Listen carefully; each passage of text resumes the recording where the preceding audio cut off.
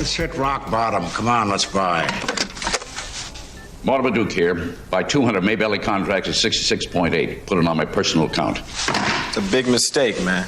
Valentine, something very important is going on here. Just watch. All right, but y'all gonna get reamed on this one. Well, why shouldn't we buy now, William? Price is gonna keep going down.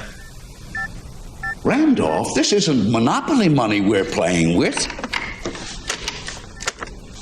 This is Randolph, Duke. Hold that belly over a moment.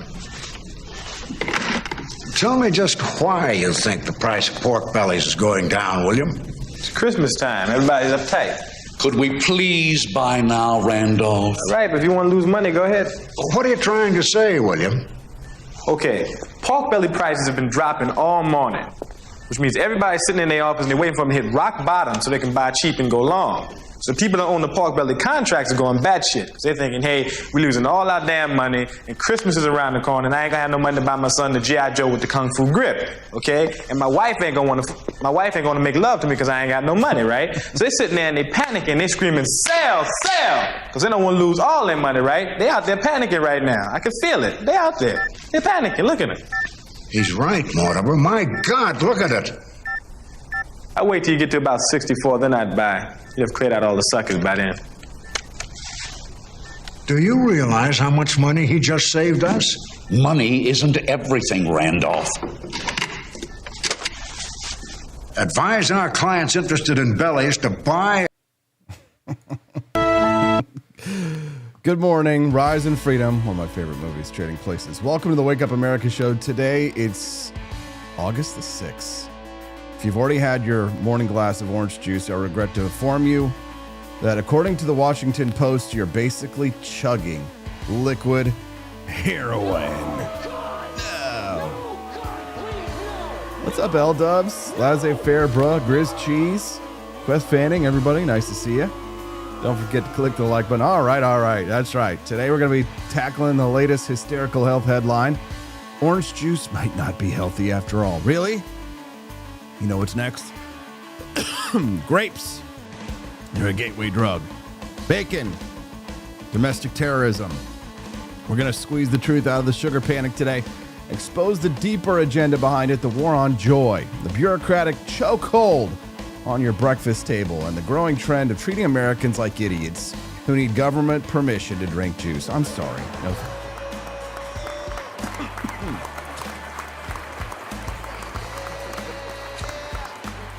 It's just water. But that's just the pulp. Here's the juice. 7:30 a.m. Central, we welcome Representative Danny McCormick of Louisiana. He's not just stirring that pot, he's slamming it on the table. He's demanding answers. Danny's calling out Speaker Mike Johnson for stonewalling the Epstein investigation and has no fear taking on the Clintons. He's going to walk us through the latest subpoenas and the swampy silence in D.C. You don't want to miss it. If today's your first time watching the Wake Up America show, we'd love to have you be a regular guest on the show. How do you become a regular guest? Well, if you click the follow button, you're going to find us Monday through Friday, 7 to 9 a.m. Central Time. It's a 5-day-a-week live show. And if you click that follow button, your Rumble app will give you a notification whenever we go live. The show's a 2-hour live stream in the mornings. It's a great way to hang out. Everybody who's in the chat, introduce yourself. If you're a new name or a face, we'd love to get to know you. So drop a comment in the Rumble chat today. We're going to have an absolute blast. And like I said, this morning, 20 minutes from now, we're going to welcome Representative Danny McCormick of Louisiana for his first time here on the Wake Up America show. At 8 a.m. Central Time, the Honorable and Unstoppable Judge Andrew Napolitano stops by for Big Brain Time. He's going to break down Trump's push for redistricting in Texas and the hilarious escape act of the Texas Democrats who fled the state to block it. Are they fugitives, patriots, or just cowards afraid of a vote? We're also going to dive into the Ninth Amendment and why liberty is always an obstacle to order. At 8:30 a.m. Central Time, we're going to bring on Malin Salaberria. She's a Cuban-American patriot who fled actual communism, only to watch Democrats in 2025 boast about their dual loyalty to Guatemala. Did you see this clip? I'll play it. You got a sitting politician saying she's just as loyal to another country as she is to America. And the left says that you're an extremist for noticing. Malin's story will shake you. And if the audience steps up today and helps us hit our goal, and boy, oh boy, do I have something special for you today, guys. Double Trouble. Double Trouble. Anybody see that movie, Eurovision? Will Ferrell, Rachel Adams, freaking good. The song music is great. The writing's not amazing, but the movie's fun as hell. Double Trouble tonight. I got Double Trouble for you today. $75 unlocks a 5-minute mini documentary. Today's is a must watch, but if we don't unlock it, if we don't raise the bonus content, it goes away forever. You don't want to see that happen to today's show. The mini documentary today is fire. Definitely get those Rumble rants in, or the purchases at forlibertyshop.com. Everybody this week is buying the awesome embroidered camouflage caps with the Bitcoin logo. And you can get those at the Grift Shop at thegriftshop.com. But today's, guys, I cannot stress to you enough, today's Defense Against the Dark Arts class is going to be something special. So if you unlock it, you will be extremely pleased today. How do we unlock the Defense Against the Dark Arts class, where you get to choose the outcome of the end of the show today? Well, all we have to do is raise $100 in Rumble Rants. That's just $25 over the $75 one where you get the mini documentary. But if you unlock today's Defense Against the Dark Arts class, I'm telling you, you will be very glad that you did. It will make your day, and you will smile, and you will feel a lot better about yourself. I'm not joking. We hold a bonus class in Defense of the Dark Arts with your choice. Choose your own adventure. Today's choice is the betrayal of the Watchmen. What happens when people who are supposed to protect you cover for predators? That's option A. Option B, the Data Dementor. How our obsession with studies and experts drains our ability to make moral judgments. Now, here's the kicker. Today's poll for the Defense Against the Dark Arts, should we unlock it, is only going to be available on our Discord server. So if you want to be able to vote in today's poll, that means you have to be a member of the Discord server as well. And it's honestly worth it because it's been crack-a-lackin'. It's popping these days, whatever the kids are saying. You can check it out on the link that I just dropped over in the Rumble chat. That is the Discord server. Drew Van Runkles started it off with, "I'm here for the judge feeding my brainworms. You shall have it, sir." And Quest Fanning, who is a bacon domestic terrorist, dropped a couple bucks as well. So yeah, guys, you want to hit the $100 today. Trust me when I say that the Defense Against the Dark Arts class today is going to be something quite special. So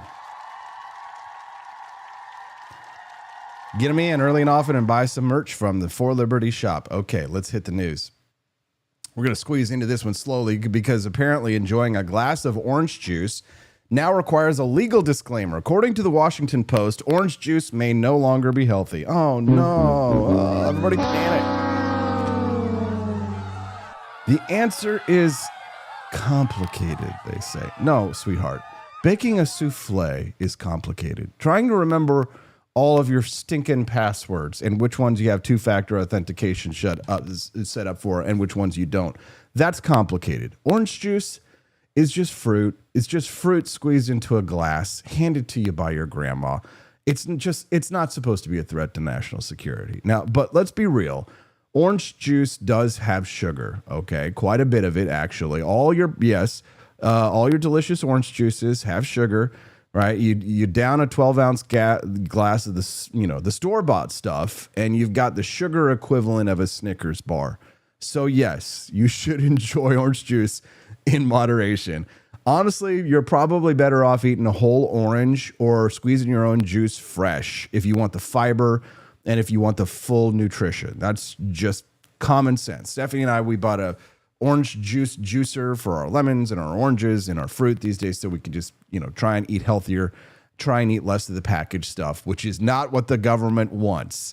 If it's healthy for you, but they make a packaged processed version of it.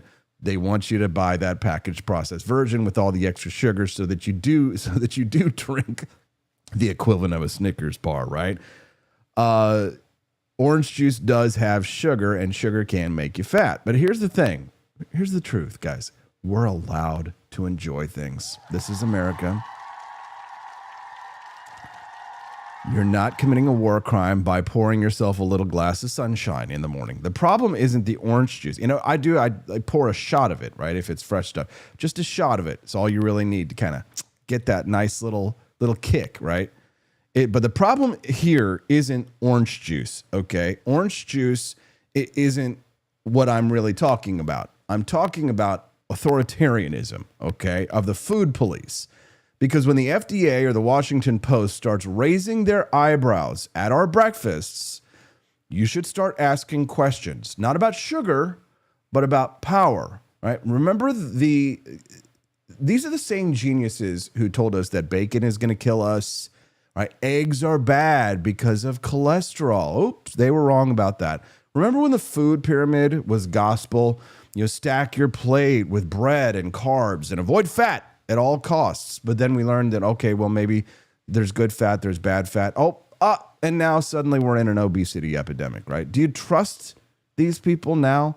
Let me take you back to one of my favorite horrifying stories. It's buried in the intro to the Politically Incorrect Guide to Socialism. It's a great book if you haven't read it. It's a tale about a man named Ben Darling. He was a high-ranking official of the FDA in the 1980s. During a massive orange surplus, the government, in its infinite wisdom, decided that it would be better for the economy to let California oranges rot in the sun. Yeah, rot.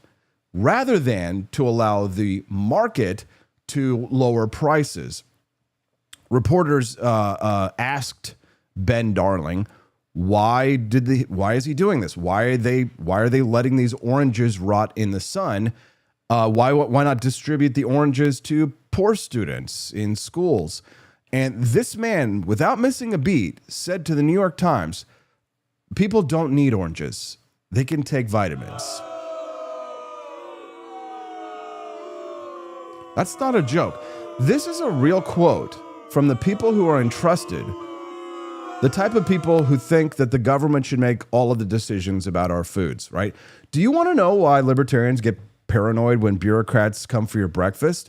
Well, that's why. Because they don't really care for your health at all. They're not really interested in your health at all. They're interested in what makes their corporate donors and whoever runs the show at the deep state wealthier, more powerful. Make sure that their investments in Dole Banana or wherever you buy your orange juice from, to make sure that their investments are padded and that their industry is secure.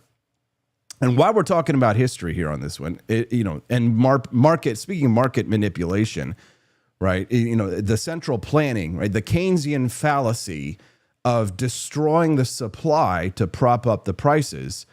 This is true in the 1930s, not just the 1980s, right? Let's talk about Wickard versus Filburn, one of the most infamous Supreme Court rulings in U.S. history. Here's the short version. A farmer named Roscoe Filburn grew wheat on his own land, to feed his own livestock. The government came in and said he had grown too much wheat, not because he was selling it, but because he wasn't selling it. They claimed that by growing his own food, this is true, look it up, he was affecting interstate commerce and disrupting government price controls. So let me say this again. Because he didn't buy wheat, he did not buy wheat, he was harming the economy. So they fined him. The Supreme Court sided with the government. That one ruling gave Washington, D.C. the power to regulate what you grow in your backyard. That is how deep the food control goes in this country. And ever since then, they've treated food not like it's a human need, not as a human right, but as an economic lever to pull whenever it suits them, right? So that's why I get triggered whenever I see the Washington Post is reporting on the FDA looking into our orange juice, one of our staple breakfast foods, in the morning, right? The so-called experts, right, writing columns from behind a desk are saying, well, orange juice might not be healthy in any amount, right? So we're regulating fruit, right? No strawberries, right? Grapes, grandma's apple pie. It's just too fattening. I'm sorry. It's not about sugar. This is how it begins. The experts, the studies, the reports.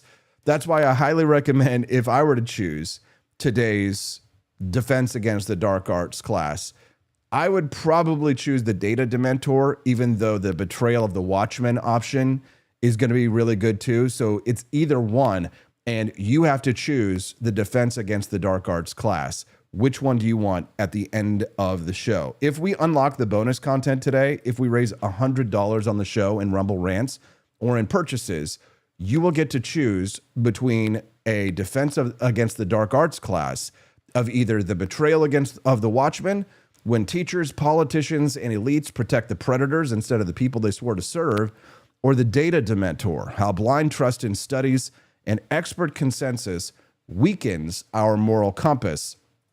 I just dropped the link to the Discord. If you would like to vote on today's Defense Against the Dark Arts class, you will need to do so in the Discord, where I have just dropped the link in the Rumble comment section, guys. So get those Rumble rants in. I've got 3 stinking amazing guests today on the Wake Up America show. I'm not going to have a lot of time to plug the bonus content. The $75 level will unlock the mini documentary, and it's feckin' amazing. And the $100 level will unlock the best Defense Against the Dark Arts class that you've ever seen here on the Wake Up America show. These go to 11, right? Spinal Tap 2 coming out, guys. Anybody? Dad Bod Baboon, Quest Fanning, Jamie Marie Pope, Drew Van Runkle, Jimmy Joe Patty, all of our friends hanging out over in the Wake Up America show, guys. Drop $1 or $2 in the tip jar. Head to the 4 Liberty shop. We're going to hear from Danny McCormick here in just a minute. So back to the topic here. It's the same. This is the same big government food cartel that's been pushing processed fake food onto your plate for decades. And then they call it heart healthy because some committee took a vote. Right. And libertarians like myself, those, was crazy little devils. Right. And we think you're smart enough to make your own decisions of, evil. That's evil and wrong. We're the little devils. Yes. Hate those people who think that you should be allowed to make your own choices about what goes into your mouth. Right. We've been saying for decades, the evil bastards. The government should not be in charge of the food supply. We trust them completely. That's what you look like to us. Defend the government. Control the food supply. No, it's us. You should be allowed to make your own decisions. You should have freedom. Kill the witch. There are better systems.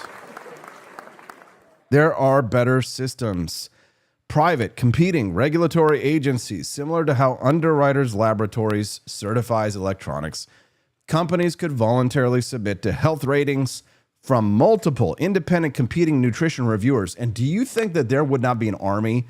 Like, do you realize the economy that waits to exist to do something like this, to do so privately, not at the government's expense, to review food? Like, how many food reviewer YouTubers are going to go out there and are going to do these investigations on these food? You people are paranoid about their food, but they're less paranoid when they trust the FDA.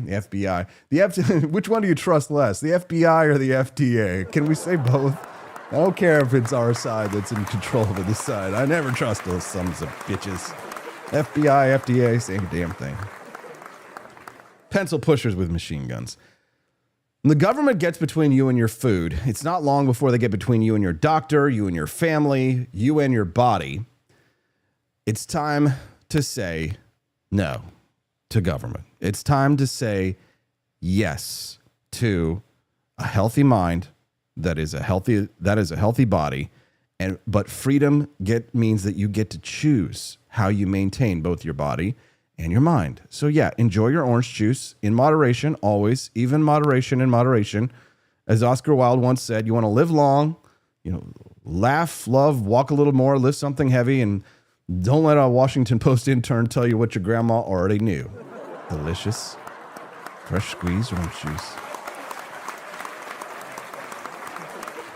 And whatever you do, wash it all down this morning with a piping hot cup of Founding Flavors coffee, the only beverage endorsed by every one of the founding fathers, if time travel marketing is to be believed. And I think it should be. You can get yours. Where's my Founding Flavors box? You can get your box of Founding Flavors coffee this morning at The Grift Shop. That's thegriftshop.com. It's good for liberty. It's bad for authoritarians. It's roasted in patriotism in a cup. Make sure you grab a box of our delicious Founding Flavors coffee. Help to unlock that bonus content. Check out our Camo Coin cap as well, brand new in the shop. My recommendation is that you grab yourself a Camo Coin cap with an embroidered Bitcoin logo on it. We've got it in 3 colors, and it can be in any color you want as long as it's camouflage. Camouflage black, camouflage brown, camouflage olive. Toss it into your cart, then head over to the coffee section where our revolutionary roasts will delight you, and very few calories coffee. There you go. So if you're not into orange juice, drink coffee. We've got incredible reviews for our delicious coffee. Read them, check them out, decide for yourself. The #1 top seller in the whole shop is our Jeffersonian Java. Comes in a beautiful decorative box, and you can only get it at the Grift Shop at thegriftshop.com. All right, stick with us. Danny McCormick is coming up next. He's calling out Speaker Mike Johnson over the Epstein subpoenas, and believe me, you do not want to miss it. This is Wake Up America, where your juice is your choice, and the truth is always fresh squeezed. We'll be right back.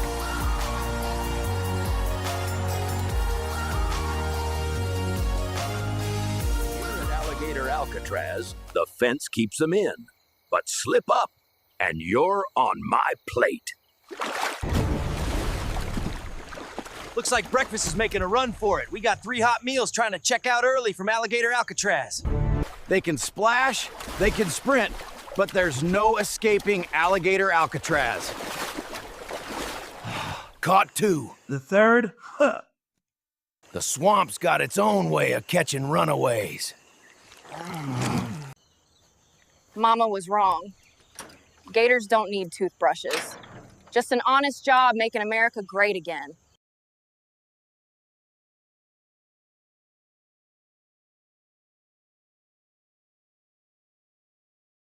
This summer isn't about sunscreen and safe spaces. It's about liberty, laughs, and looking like a red, white, and righteous badass. Welcome to the Summer of Freedom collection. Beach towels bold enough to trigger a liberal arts professor. Tank tops louder than a 4th of July fireworks finale. And mugs that scream, "Don't tread on my caffeine." Whether you're storming the sandbar or just grilling like George Washington with a Bluetooth speaker, this is the gear that lets everyone know. You're not here to play woke. You're here to play cornhole with conviction. So crack open a cold one, fire up the freedom, and rock the merch that makes communists cry. The Summer of Freedom is here, and it's absolutely unapologetic. Patriots, listen up. The sun's out, the shades are on, and the Gulf of America is wide open for business. This summer, don't show up to the beach looking like a landlocked liberal. Gear up with the Gulf of America collection. Towels, tumblers, shirts, hats, fanny packs, because nothing says freedom like cannonballing into liberty with style. Whether you're grilling burgers, catching waves, or just flexing on social media, do it draped in stars, stripes, and pure American greatness. The Gulf of America isn't just a place, it's a lifestyle.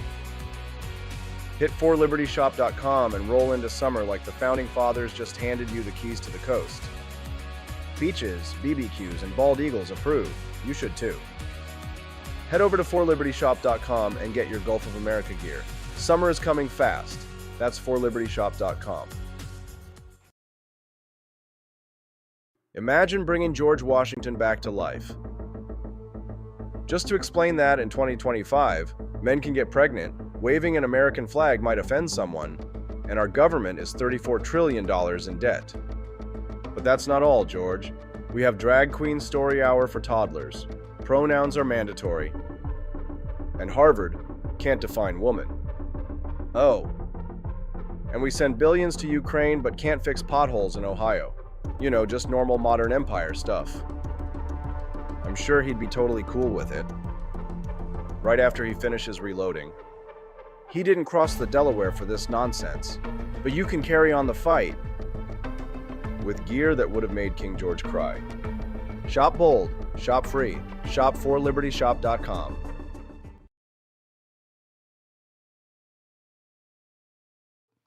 President Trump is on the roof of the White House. He's taking questions, or he was just a few moments ago.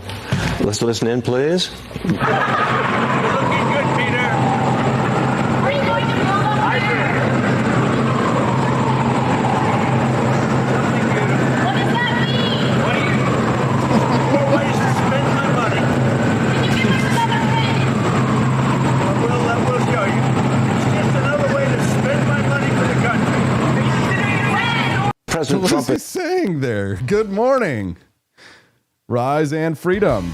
I'm Austin Peterson. You're watching and listening to the Wake Up America show, and that's on the 4 Liberty Network. We're glad and thankful to have you here on the show. If you haven't clicked the like button, we'd love to have you become a regular guest of the Wake Up America show. Our friends this morning over in the live chat are dropping lots of comments, and they're all excited about what we have coming up. Coming up now is Louisiana State Representative Danny McCormick. He's a constitutional conservative.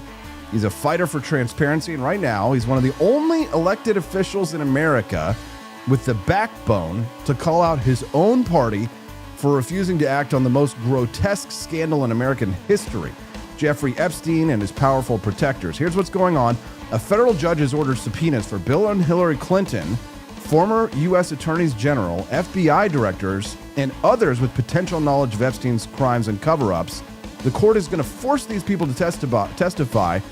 McCormick is calling out Speaker Mike Johnson's silence on this issue and saying there are no protected classes when it comes to justice. Not presidents, not speakers, not billionaires and private islands.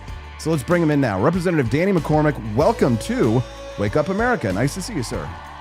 Nice to see you, Austin. How you doing today? All right. Hope you enjoyed the energetic intro. We've all had our orange juice and coffee today, so let's get right into it. So why are you calling out the Speaker of the House, Mike Johnson, and what for? Well, you know, Speaker Mike Johnson is actually my congressman, and we live pretty close in the same area when he's in from Washington. And, you know, Speaker Mike Johnson, since he's been Speaker, his voting record has been going downhill. It's been very disappointing. I guess his vote on the Pfizer warrants was my biggest concern. So I've had red flags starting to develop. And of course, Congressman Thomas Massie, you know, I appreciate the stance he takes in Washington. And when Speaker Mike Johnson come out in his interview and belittled and somewhat looked like he was trying to make a target out of Congressman Massie, I decided, you know, it was that at that point in time that I needed to speak up and let Speaker Mike Johnson know my disappointment in his voting record and in his attack on Thomas Massie. You know, as you very well know, Thomas Massie's been fighting the fight that a lot of us really appreciate in Washington, and I wanted to. I think this Epstein files is a good way to call out Speaker Johnson on his voting record, and also support Thomas Massie, and because he's under quite an attack right now. He certainly is, Danny, and you'll find no greater friend of liberty than Thomas Massie, which means that he's a friend of ours as well. It doesn't mean that we worship the ground he walks on or that everything that he says is the gospel truth, but that good men who take stands should not have to stand alone. And so I applaud you for your bravery in coming on this show and speaking out, especially knowing that Speaker Johnson is in your district and represents you. You should be able to, of course, and you do have a larger platform to speak. But what we find, Representative, is that most people who stand to suffer for having negative opinions of those who have power in this country, they rarely tend to have the backbone or the spine that people like yourself have to stand up for what they believe in. Are you rich or stupid? Well, I'm not rich. And I'm not rich, but my wife may say I'm stupid, so maybe that's borderline, right? I'm just kidding, but of course. But I mean, you know, most people, they're looking out for themselves. Yeah, you know, and I feel like it's my duty. You know, when I ran for office, I've never been politically active my whole life to speak of, besides just a regular voting citizen. And, you know, I have two children, I have 6 grandchildren. I told everybody if they would just let me worship my God and run my business and love my family, I would have stayed out of politics, and they kept messing with me. So now they have to deal with me. And so I got in this to make a difference. I don't have, I'm not ego driven. I'm results driven. I'm not out to, I'm not out to just bash Speaker Johnson for the ability to bash him. I want results out of him. And that's what I'm motivated for. I think it's my duty. I have one of the largest grassroots operations in Louisiana. I have McCormick, the number 4 LA, if your viewers, listeners want to go to it.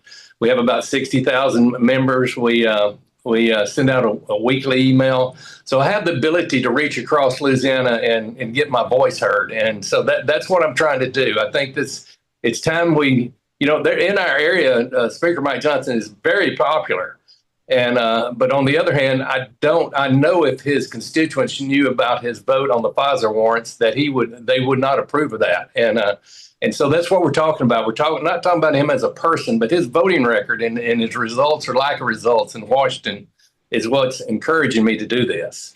Yeah, I completely understand where you're coming from, Representative. I guess the challenge it comes in when people start talking about heavy is the head that wears the crown, and I wonder if there isn't some institutional problem, because it just seems as if we do send so many what were good men into power in Washington, D.C. And of course, power corrupts and absolute power corrupts absolutely. But I can't help but wonder if it isn't a broken system that is producing broken men. Do we have something of a crisis on our hands of governance in this country that makes it so that if here's the thing, if only one man is able to withstand the allure of the one ring, the ring of power in Washington, D.C., it suggests that it's more than just a problem of the corruption of men, but that the underlying system itself appears to be broken. Do you agree, disagree, something in between? Well, I'm a strong Christian believer, a follower of Christ, and I believe that we're all failed human beings. And and as I speak of that, that's one of the lines that Speaker Johnson used against Congressman Massey that bothered me the worst. He used scripture. I made him sound like Speaker Mike Johnson and God was against Thomas Massey, against releasing these these Epstein files. So, I think by nature that we are corrupt. I mean, every day I fight the good and evil in my own heart is a daily battle with me. I have no business trying to run somebody else's life. I have a hard enough time running my own life. And I think what we've got a voting people that look at government as, providers for them. They're starting to even look at them like little mini gods. If you want something, you have to go to government and beg them for it. And, in a republic, the rights and responsibilities belong to the individual. So if we have problems in government, ultimately it's up to us as the people of this country and state. It's our problem. It's one we have to fix. I agree, Representative. I think our audience absolutely would as well. If they do, they should click the like button over on the stream. Representative, the list of the people who have been subpoenaed over this is explosive. Bill and Hillary Clinton, Loretta Lynch, Eric Holder, James Comey, Robert Mueller. What do you think that they might know, and what should Congress be doing? I don't have any idea what they might know, but what they might know is what we need to know. I mean, sunshine sterilizes, and we need to get it out there in the public, and we need it to, pedophilia has got to be it's one of the worst imaginable crimes I can imagine. And if we as men aren't willing to protect the children, that's the sad state we're in this country right now. So, we just want the truth. We don't want, I'm not choosing a political side here, just the truth. That's all we want is the truth. Here's the thing about this story that's struck me as so odd in recent days is that the president has come out and said it's a fake story, it's made up, it's a Democrat hoax, they're trying to smear me. But then they're also subpoenaing Bill and Hillary Clinton, Loretta Lynch, and Eric Holder. And also the Department of Justice, Attorney General Pam Bondi, has said that there was a list, but now there is no list. And so why the subpoenas if it's a fake thing that's made up? I don't understand, Representative. Yeah, and I don't understand neither. And that's the whole point. We want to get it out there. We want it into the public eye so we can understand it. But yes, that's exactly right. I mean, the America First MAGA base, we want that. We want that truth. That's something we were asked for in the election, that we were promised that. President Trump has done a lot of good things. I think he's made some good moves. Some I agree with, some I don't. But this is important. We're protecting the children. and justice and fairness. I mean, that the rule of law. This is what we're looking for. I'm speaking to Representative Danny McCormick of Louisiana. He's in Speaker of the House Mike Johnson's district. He's speaking out against the Speaker. Everybody's practicing their free speech today. He's speaking out against the Speaker for his failure to act in releasing the Epstein files. Representative McCormick is joining us this morning live. Show your gratitude by clicking the like button or dropping a Rumble rant there to show your love for the Wake Up America show, trying to shine the light on these issues. Now, my question for you is a personal one. Have you received any threats, any pressure or blowback since taking this stand? Are you concerned for your safety? You know, and I'm a proud Second Amendment toting American, so I'm not scared for my safety whatsoever. I should be. Maybe I am on that little bit of that stupid side you talked about earlier, right? I don't know. But no, I'm not scared at all. What's that saying? Fear is contagious, but so is courage. I choose to be courageous, and I don't sit here as any human being above any other human being. I just want equal playing field for everybody. That's all I want. And my father taught me when I was in junior high, if we give our money to the bully, our lunch money to the bully, we'll be giving it to him every day. And so, no, I'm not fearful at all. And I've learned, through life, here in the country, in the oil field where I grew up in North Caddo Parish here in Louisiana, we fist fought for entertainment back when I was a young man. I mean, that's what we did for a hobby. So, and the people that run their mouth the most are the ones you don't have to worry about. The one that's sitting over and not saying much, that's the person you need to be concerned about. So these blowhard politicians and the people that support them, they don't bother me at all. I don't see any concern with them whatsoever. Representative, I really appreciate you speaking out and having the courage to be able to take the blowback. I think our friend in the chat, Jamie Marie Pope, wants to say hello, and she's reminding us that Danny always receives blowback and he is never scared. We appreciate Jamie Marie Pope as one of the original crew here. Robbie Thurman says, I don't want to seem blackpilled, but this is probably another strongly worded letter. It seems like nothing ever really gets done, though, Representative. How do you respond to that? Well, that is true. Nothing does seem to get done, and we've got to continue to put the pressure on our politicians. Like I said, I haven't been politically. This is my second term as a state representative. I'm going on to my 6th year in public office. If you had told me 10 years ago I'd be sitting here talking to you as a state representative, I would throw rocks at you. There's no way I'd want to do it. But we have got to stand up for this country. Back when I was going through this process, I studied, how do we change this country? How do we change it? And I read about revolutions. I read about everything you could imagine. But this country could fight a revolution, but we could come back to the very point we're at today. And we have I think, one of the best Constitution that was ever written.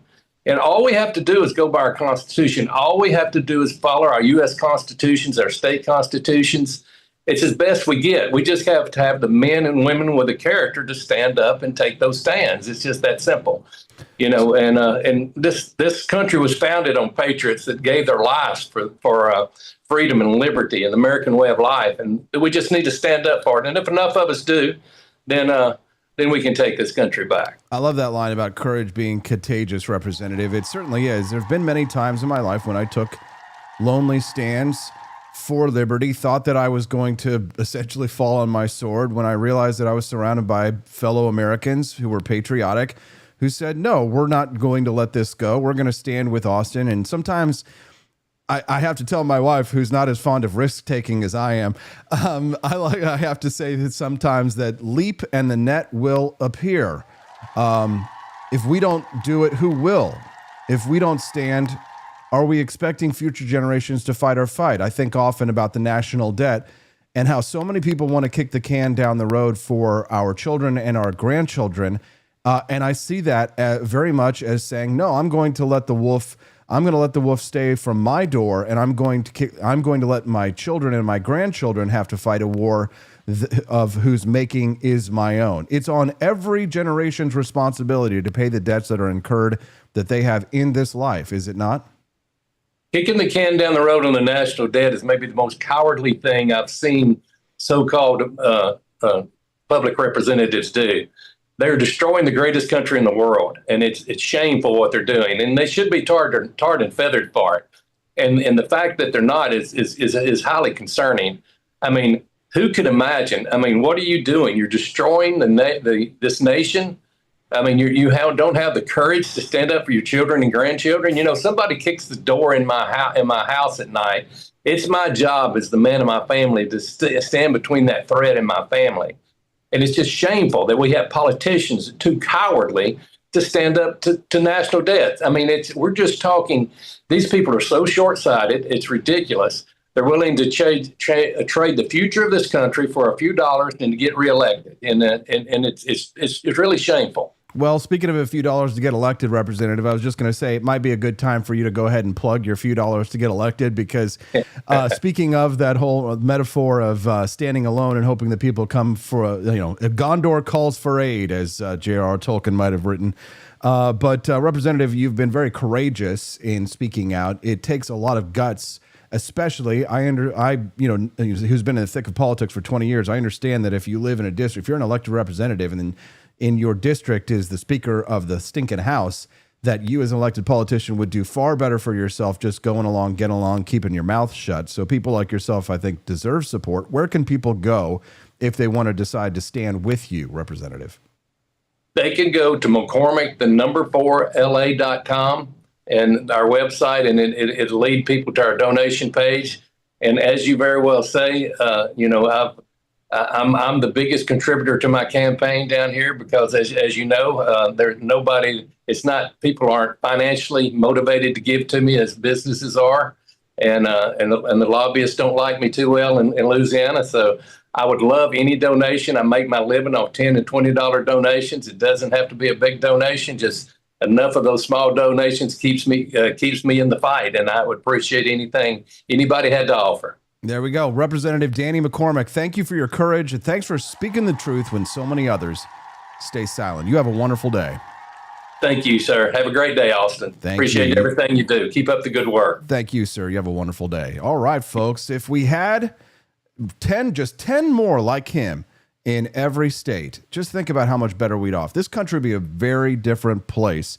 And if you're listening to this wondering what is it that you can do personally, well, you can run for office. Literally, there's a shortage nationwide of principled candidates at every level: school boards, city councils, legislatures. And that's actually where our sponsor comes in today, campaignjobsnow.com/apply. Many have already signed up. Some have already been accepted and are heading to states that need your help and are willing to pay you dang good money for it to fight for liberty. Go to campaignjobsnow.com/apply. If you want to work in politics, if you want to get hired by liberty-loving candidates, or if you want to launch your own campaign, head to campaignjobsnow.com/apply and take that first step. They're going to match you with a campaign that aligns with your values. So, I mean, that is a miracle in itself. I mean, say for yourself, you start to work for a political group and they have you working for some politician. You're like, I don't support this guy. I don't like this guy. Well, you want to find a campaign that is closer to the values of maybe the Wake Up America show or AP, if you're more liberty-leaning candidates. campaignjobsnow.com/apply. Don't wait. We need fighters. Up next, one of the most principled voices of our time, Judge Napolitano. We're going to talk about the Ninth Amendment. We're going to talk about gerrymandering and whether Texas Democrats have the right to flee the state to block legislation. It's a big conversation about gerrymandering that we're going to have this morning. It's going to be a fantastic segment. You don't want to miss it. That's coming up in less than 10 minutes. Real quick, guys, I want to remind you that we do have bonus content available to unlock for you today. Let's take a look and see how far along we are. I think we haven't gotten super far in our bonus content. I think we've raised I see. Yes, it's not telling me how much, but it's probably around 5 out of, here we are. 3 out of $75 to unlock the first stage. Guys, I'm not joking when I say that the $100 bonus content level today is going to be totally stinking worth it. It's going to be money well spent. I definitely have given you guys a big upgrade today. So if you upgrade your bonus content, then you will be delighted and pleased. How do we unlock the bonus content? You click the like button to start. It's totally free. Drop a Rumble rant. That costs a little bit of money. Any amount will help to support the Wake Up Show, America show in our mission, and it's going to work towards unlocking the bonus content. Once we hit $75 raised on the Wake Up America show this morning, you will unlock our mini documentary today. A little 5-minute mini documentary that you get to watch instead of commercials. It's way more fun, I assure you. But if we unlock today's $100 Defense Against the Dark Arts class, and I'm nervous that we might not, but if we unlock it, you guys are going to see something like you've never seen before on the Wake Up America show. I'm telling you, it's just that good. So make sure that you keep those Rumble rants coming. And the best way, in my opinion, to unlock the bonus content fast is to just head to the Grift Shop. If you go to the Grift Shop at thegriftshop.com, you're going to find our incredible line of merchandise, our Liberty merchandise, our coffees, our amazing embroidered custom caps, all available at the Grift Shop at thegriftshop.com. So make sure that you check those out. We've got Judge Napolitano coming up at 8 a.m. Central, and at 8:30 a.m. Central, I'm excited for another new guest for her first time on the show. Her name's Malin Salabaria, and she's going to be talking to us this morning as someone who fled from Cuban communism to come to the United States to build a life for herself as an American citizen, how she feels about people who say that they have dual loyalty. They have dual loyalty. Yeah, sure. It's nice that the United States would come in and they would help us build our life. But let me just tell you that it's offensive, in my opinion, offensive to hear someone say that they have loyalty to another country other than the United States. I wonder what you think about that. I've got the clip. We're going to play it. Lots of exciting news, memes, comedy, bonus content, you name it, everything coming up soon. We just unlocked the bonus content in one fell swoop. Look at you. Look at us. All my people look hottest. We just unlocked the bonus content, guys. You're going to get to enjoy that right now when we come back. Judge Andrew Napolitano, then the Defense Against the Dark Arts at the end of the show. You don't want to miss it, guys. It's going to be an extra special one for you today. Robbie Thurman, Jamie Marie Pope. We just unlocked the bonus content. You guys are all amazing. Enjoy the bonus content. Phase 1, Phase 2 have both been unlocked. Defense Against the Dark Arts. Make sure you vote for which class you want, and you're going to see something spectacular. It's the Wake Up America shows for Liberty Network. A squad of Second Amendment rights organizations, including the Second Amendment Foundation, the National Rifle Association, and the Firearms Policy Coalition, along with some private citizen plaintiffs, think that new changes in government taxes on owning certain weapons create a chink in the legal armor of the federal weapon registration regime established in the 1934 National Firearms Act, NFA. They have thus filed a lawsuit in U.S. District Court for the Eastern District of Missouri against the Bureau of Alcohol, Tobacco, Firearms and Explosives, ATF, and the Justice Department, seeking to end the registration requirements of that act. Part of the recently passed One Big Beautiful Bill Act, the suit notes, eliminated the making and transfer taxes on suppressors, short-barreled rifles, short-barreled shotguns, and NFA-defined any other weapons, while leaving the registration requirements intact. In other words, individuals no longer have to pay taxes for making and transferring most firearms under the NFA, but the firearms are still required to be registered. There's the rub, the plaintiffs insist. They maintain that the only valid constitutional excuse for the registration was the taxes. Thus, constitutionally, with the taxes gone, the registration requirements also must go away. As the suit puts it, with the taxes eliminated on items including suppressors, short-barreled rifles, and short-barreled shotguns, the NFA registration requirement should now be seen as unconstitutional as applied to those arms. The Supreme Court, the filing shows, has in the past said outright that the legal defense of those NFA requirements lay in Congress's enumerated power to lay and collect taxes, and has held that the NFA was only a taxing measure, and that the registration provisions were obviously supportable as an aid of a revenue purpose. Those citations are from Sonzinski v. United States, 1937. In 1968's Hain v. U.S. to boot, the Supreme Court called the NFA an interrelated statutory system for the taxation of certain classes of firearms. The suit also points out that the Eighth Circuit Court of Appeals has already ruled that the often overly malleable Commerce Clause doesn't support the registration requirements, citing the 1999 case United States versus Hall. The suit explains why the plaintiffs are aggrieved by existing NFA registration requirements. They value their personal privacy and do not want the federal government to obtain identifying information about their personally owned firearms, including information such as their names, home addresses, photographs, dates of birth, demographic information, fingerprints, and a detailed description of their firearms, including their quantity and physical locations.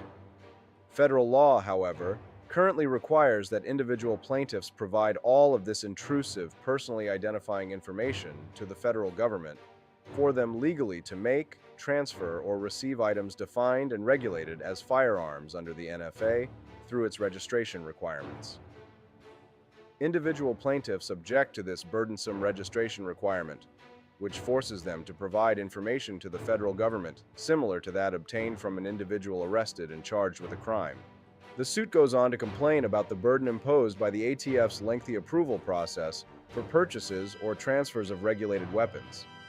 It details specific actions the individual plaintiffs want to take, such as transferring suppressors and short-barreled rifles, but are refraining from because they find the registration requirements too burdensome. The suit also notes that one of its plaintiffs, Crime Protection STL Tactical Boutique, is a black-owned federally licensed firearms store in St. Louis County with a primarily black customer base.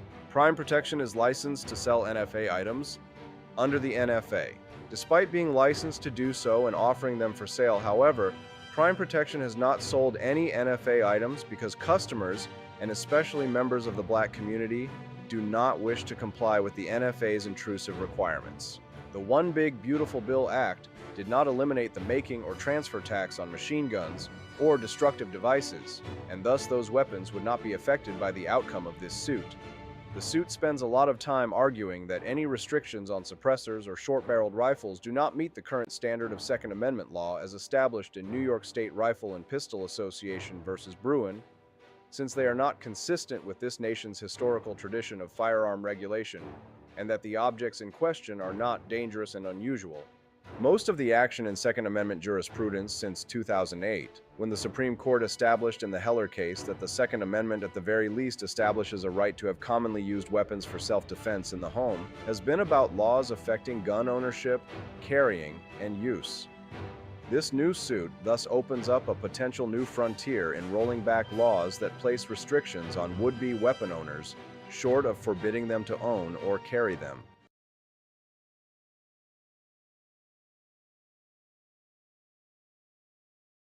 Picture this. It's 1776. Thomas Jefferson is hunched over his desk at Monticello, ink-stained fingers, writing the most radical document in human history. Do you really think he was sipping Starbucks? No. He was drinking something bold, something black, something brewed strong enough to fuel a revolution. Good morning, rise and freedom. I'm Austin Peterson. You're watching and listening to the Wake Up America show. We're glad to have it. Don't forget to click that like button. If today's your first time watching the Wake Up America show, I'd love to have you become a regular listener or viewer. Make sure you click that follow button and you'll get a notification whenever we go live, which is every 5 weekdays. That's Monday through Friday, 7 to 9 a.m. Central Time, 5 days a week. Join us for a 2-hour tour de force of liberty. We'd love to have you hang out with us, drop comments in the chat, and be a member of our community. You know, if I had $1 for every time somebody said that that's unconstitutional on the internet, I'd have enough to buy CNN and to make it honest. But here's the thing. Most people don't actually know what the Constitution says, let alone what it means. That's why we're going to bring in someone who does know what it says and knows what it means. Somebody who's not just read it, but lived it, defended it, preached it like the gospel. Judge Andrew Napolitano, host of the Judging Freedom podcast, joins us live right now. Judge, good morning. Welcome to the show. Good morning, Austin. A pleasure to be with you, my dear friend. Glad to have you here, Judge. So here's the setup. The Texas legislature, fully controlled by Republicans, they're trying to redraw the state's congressional districts. It's kind of at the request of Donald Trump, though, to some extent, right? They want to secure more House seats in 2026. The Democrats in Texas, they flee the state. They literally run away to deny what they call a quorum and block the vote. In response, Governor Greg Abbott has called for their arrest and forcible return. So the question is, do the Democrats have the right to run? Well, the short answer is yes. Anybody has the right to run, because the Supreme Court has characterized the right to travel as a fundamental liberty, though it's unarticulated by that phrase, right to travel, in the document. When Madison was writing the Bill of Rights, he struggled with trying to list all the human rights that people have, which are effectively immune from government interference. Obviously, if you rob a bank, you have given up certain rights, but we're talking about the government interfering with the ordinary exercise of rights: religion, assembly, speech, press, self-defense, etc. He was challenged by those who said he shouldn't list any rights in the Bill of Rights, because whatever he listed, there would be some unlisted, because you couldn't possibly come up with a complete list of all human rights. And the unlisted ones would then be interpreted by future generations as unprotected from interference with the government. Madison took that argument to heart and crafted his favorite amendment, which is the Ninth. The Ninth Amendment, about which there is very little litigation, about which there is scant Supreme Court interpretation, nevertheless articulates what those of us who believe in the natural law argue: the protection of natural rights. It recognizes that there are rights not enumerated in the first 8 amendments to the Constitution, and those rights are retained by the people, and they may not be disparaged by the government. Among those rights, according to the Supreme Court, is the right to travel. So the Congress could prevent the interstate transportation of almost anything it wanted if the Congress found that it was harmful. For there was a time when it was a crime to carry lottery tickets from one state to the next. Now, lotteries are run by the states, and it's a big business. There was a time when you couldn't transport filled milk. It sounds gross, but it was common in the Depression. A quart of milk would have a couple of ounces of olive oil in it. And people drank that. Congress decided they didn't want it, so they prohibited its importation. Can the Congress prohibit human beings from going across state lines? No, it cannot. Can the states prohibit human beings from going across the state lines? No, it cannot. So I wrote this piece not because I've been taking sides in this thing. I think the whole business of gerrymandering is tawdry, and I think Trump has opened up a Pandora's box, which is going to come back to harm him, because California and Illinois and Massachusetts and New Jersey will do the same thing. They'll end up with more Democrats. However, the Democrats leaving Texas have every right to go wherever they want, and they can't be arrested for it. Judge, now you've got me interested in trying a little bit of olive oil in my milk this morning. I haven't eaten breakfast yet, and I have to say I'm quite curious. Is this some kind of Italian recipe I'm unaware of? Oh, no, this is an actual Supreme Court case. I didn't make this up. The Congress prohibited the interstate transportation of filled milk, and the farmers who were selling filled milk challenged it, and the Supreme Court said the power to regulate commerce given to the Congress in the Constitution includes the power to prohibit items that the Congress decides are harmful, whether they're harmful or not, and the court will not second guess the Congress as to what's harmful and what isn't. It's a terrible opinion, but it's no longer relevant because there is no more filled milk anymore, as far as I know. But it does stand for the ability of Congress to prohibit the transportation of goods in interstate commerce. The Shapiro v. Thompson opinion, well after the filled milk opinion, says, yes, you can stop filled milk, but you can't stop people. People are going to be so hungry when they finish watching the show, Judge, because I kid you not, the first segment, the opening segment with this was talking about the FDA looking at the healthiness of orange juice. And I was warning everyone about the regulatory power of the FDA and talking about Roscoe Filburn's wheat and talking about the destruction of California oranges instead of giving them to poor children so they could keep prices high for farmers. So we've covered oranges, we've covered filled milk, we've covered almost every food there is. But most people have probably never heard of filled milk, and I thought twice about putting it in there and never thinking it would be the subject of conversation. But it's a famous.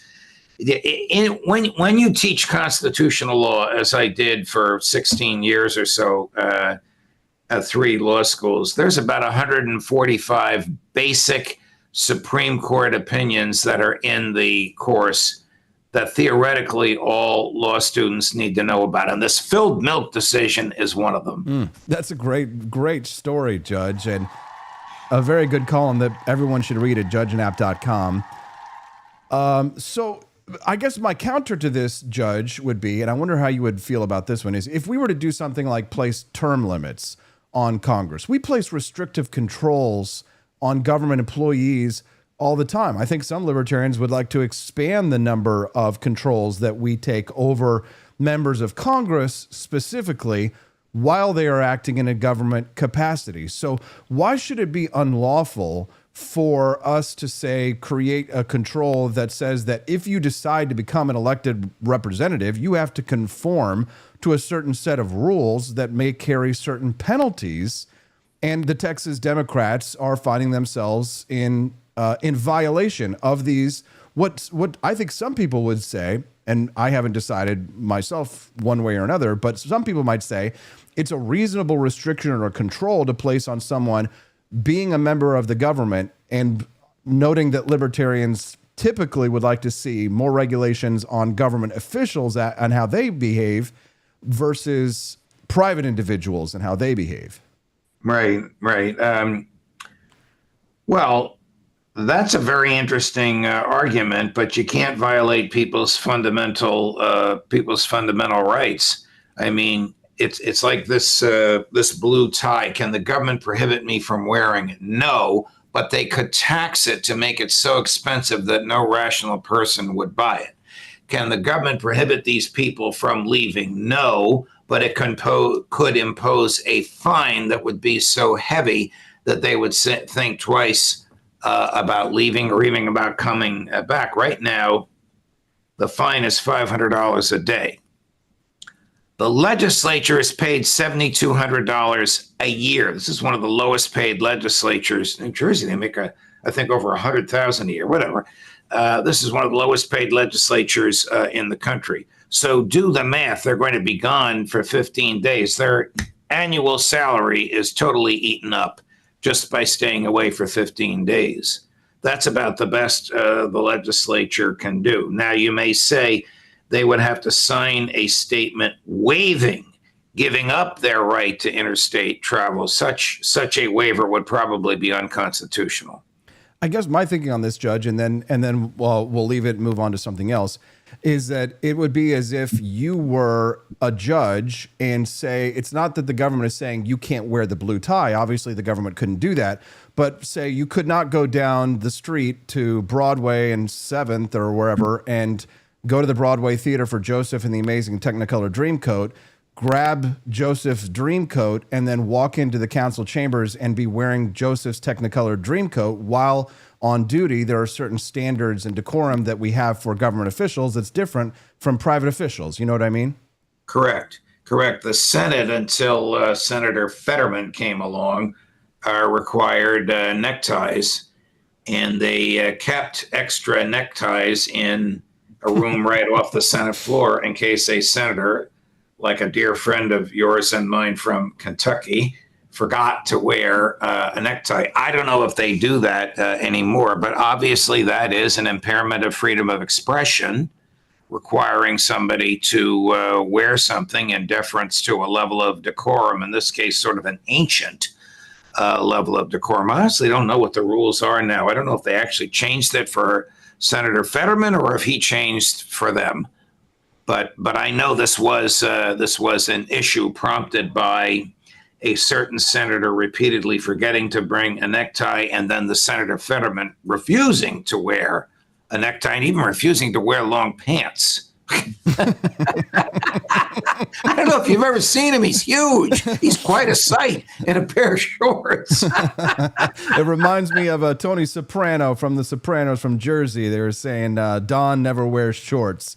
There is something about the old decorum that people adhere to. I think in Louisiana, our friend Jamie Pope in the chat was saying that she was banned from using a camera in the Louisiana Capitol, and she was told that if the speaker said no red shirts, she'd have to remove her shirt or leave. That's a lot of power and with rules versus laws, right, Judge?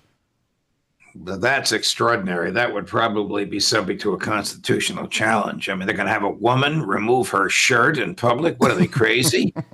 We had a representative here in Missouri. His name was Mike Moon, and he was a pig farmer. And he showed up one day in his dirty pig overalls, and they threw him out of the House of Representatives. He then came back and I think ran for Senate and then won, and it became one of the most respected voices in the Missouri Senate here. But I love stories like that. Not the throwing out, but the overcoming of the rigidity that they seek to impose on everybody. I don't know. I always thought the Fetterman looks like a slob, but maybe he's got a point.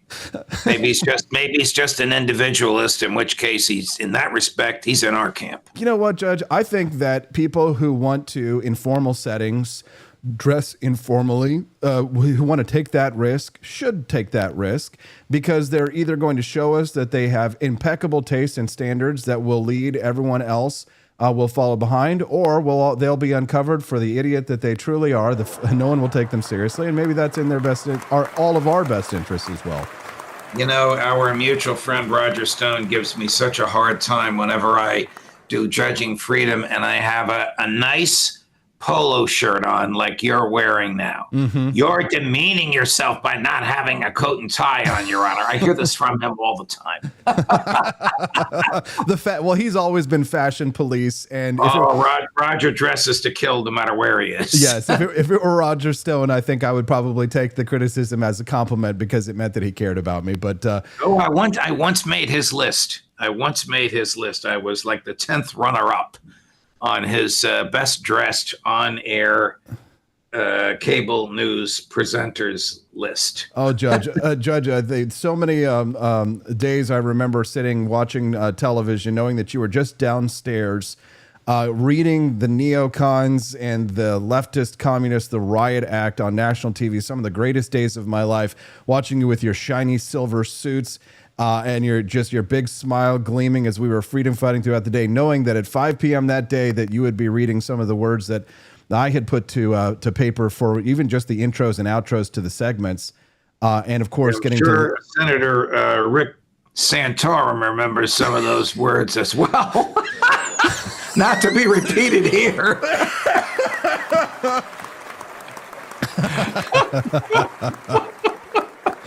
You almost got us fired. Eventually, we were fired. Listen, I'm still out there making trouble, Judge, but stuff that's less likely, less like childish trouble for the statists, and now I mount stronger campaigns here in my state of Missouri to try and keep us leaning towards liberty.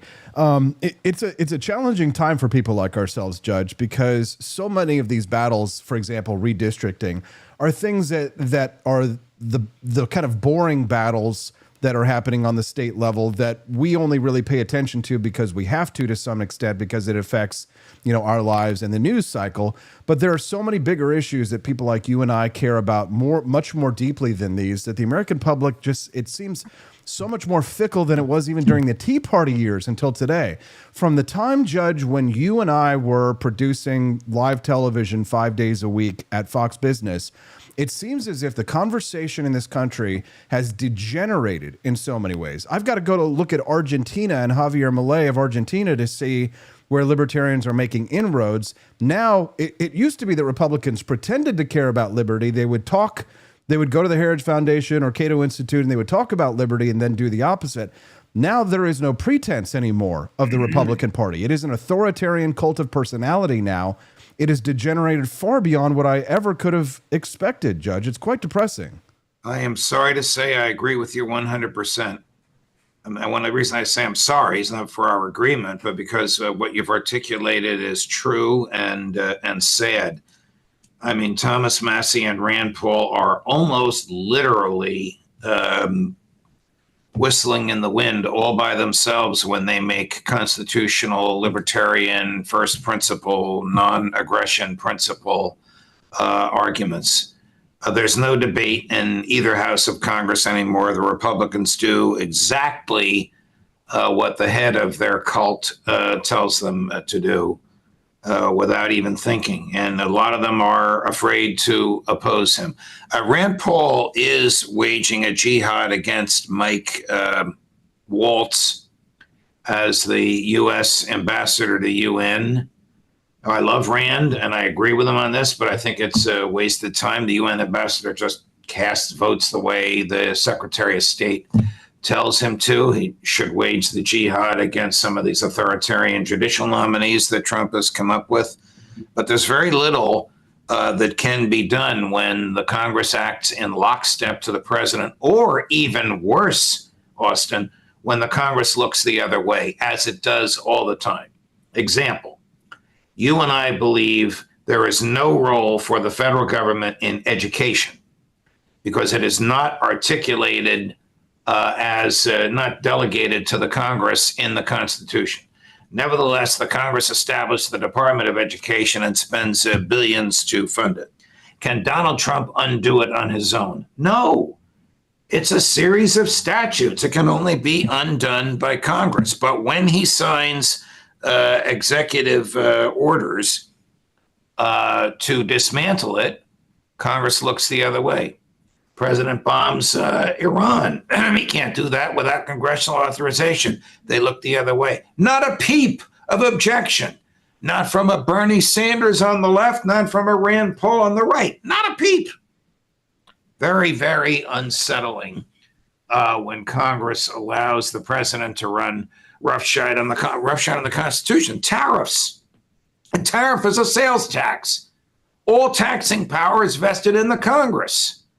From Jefferson up to Biden, tariffs were imposed by the Congress. Now Trump wants to do it on his own, taking the power away from the Congress. Not a peep out of them. Judge, there was a famous libertarian cartoon, you may have seen it or may not, where Superman is being called to fight a fire, and people are screaming, please, please, Superman, the building's on fire, please help us. So Superman arrives, he sees that the building is the Federal Reserve, and he changes back into his Clark Kent costume and he whistles and walks away. Now, your advice to Senator Rand Paul, I guess I would say, don't fight that fight. If Donald Trump happens to do a drive-by shooting of the Department of Education, and if it so happens to die, I might change back into my Clark Kent costume and whistle while the Department of Education burns. I hope you'll forgive me. I do forgive you, and I do understand exactly what you're saying. And quite frankly, humor is a very effective tool, which is why satire is almost limitless in its First Amendment protection. You can mock almost anyone or anything you want with impunity, thanks to the Supreme Court.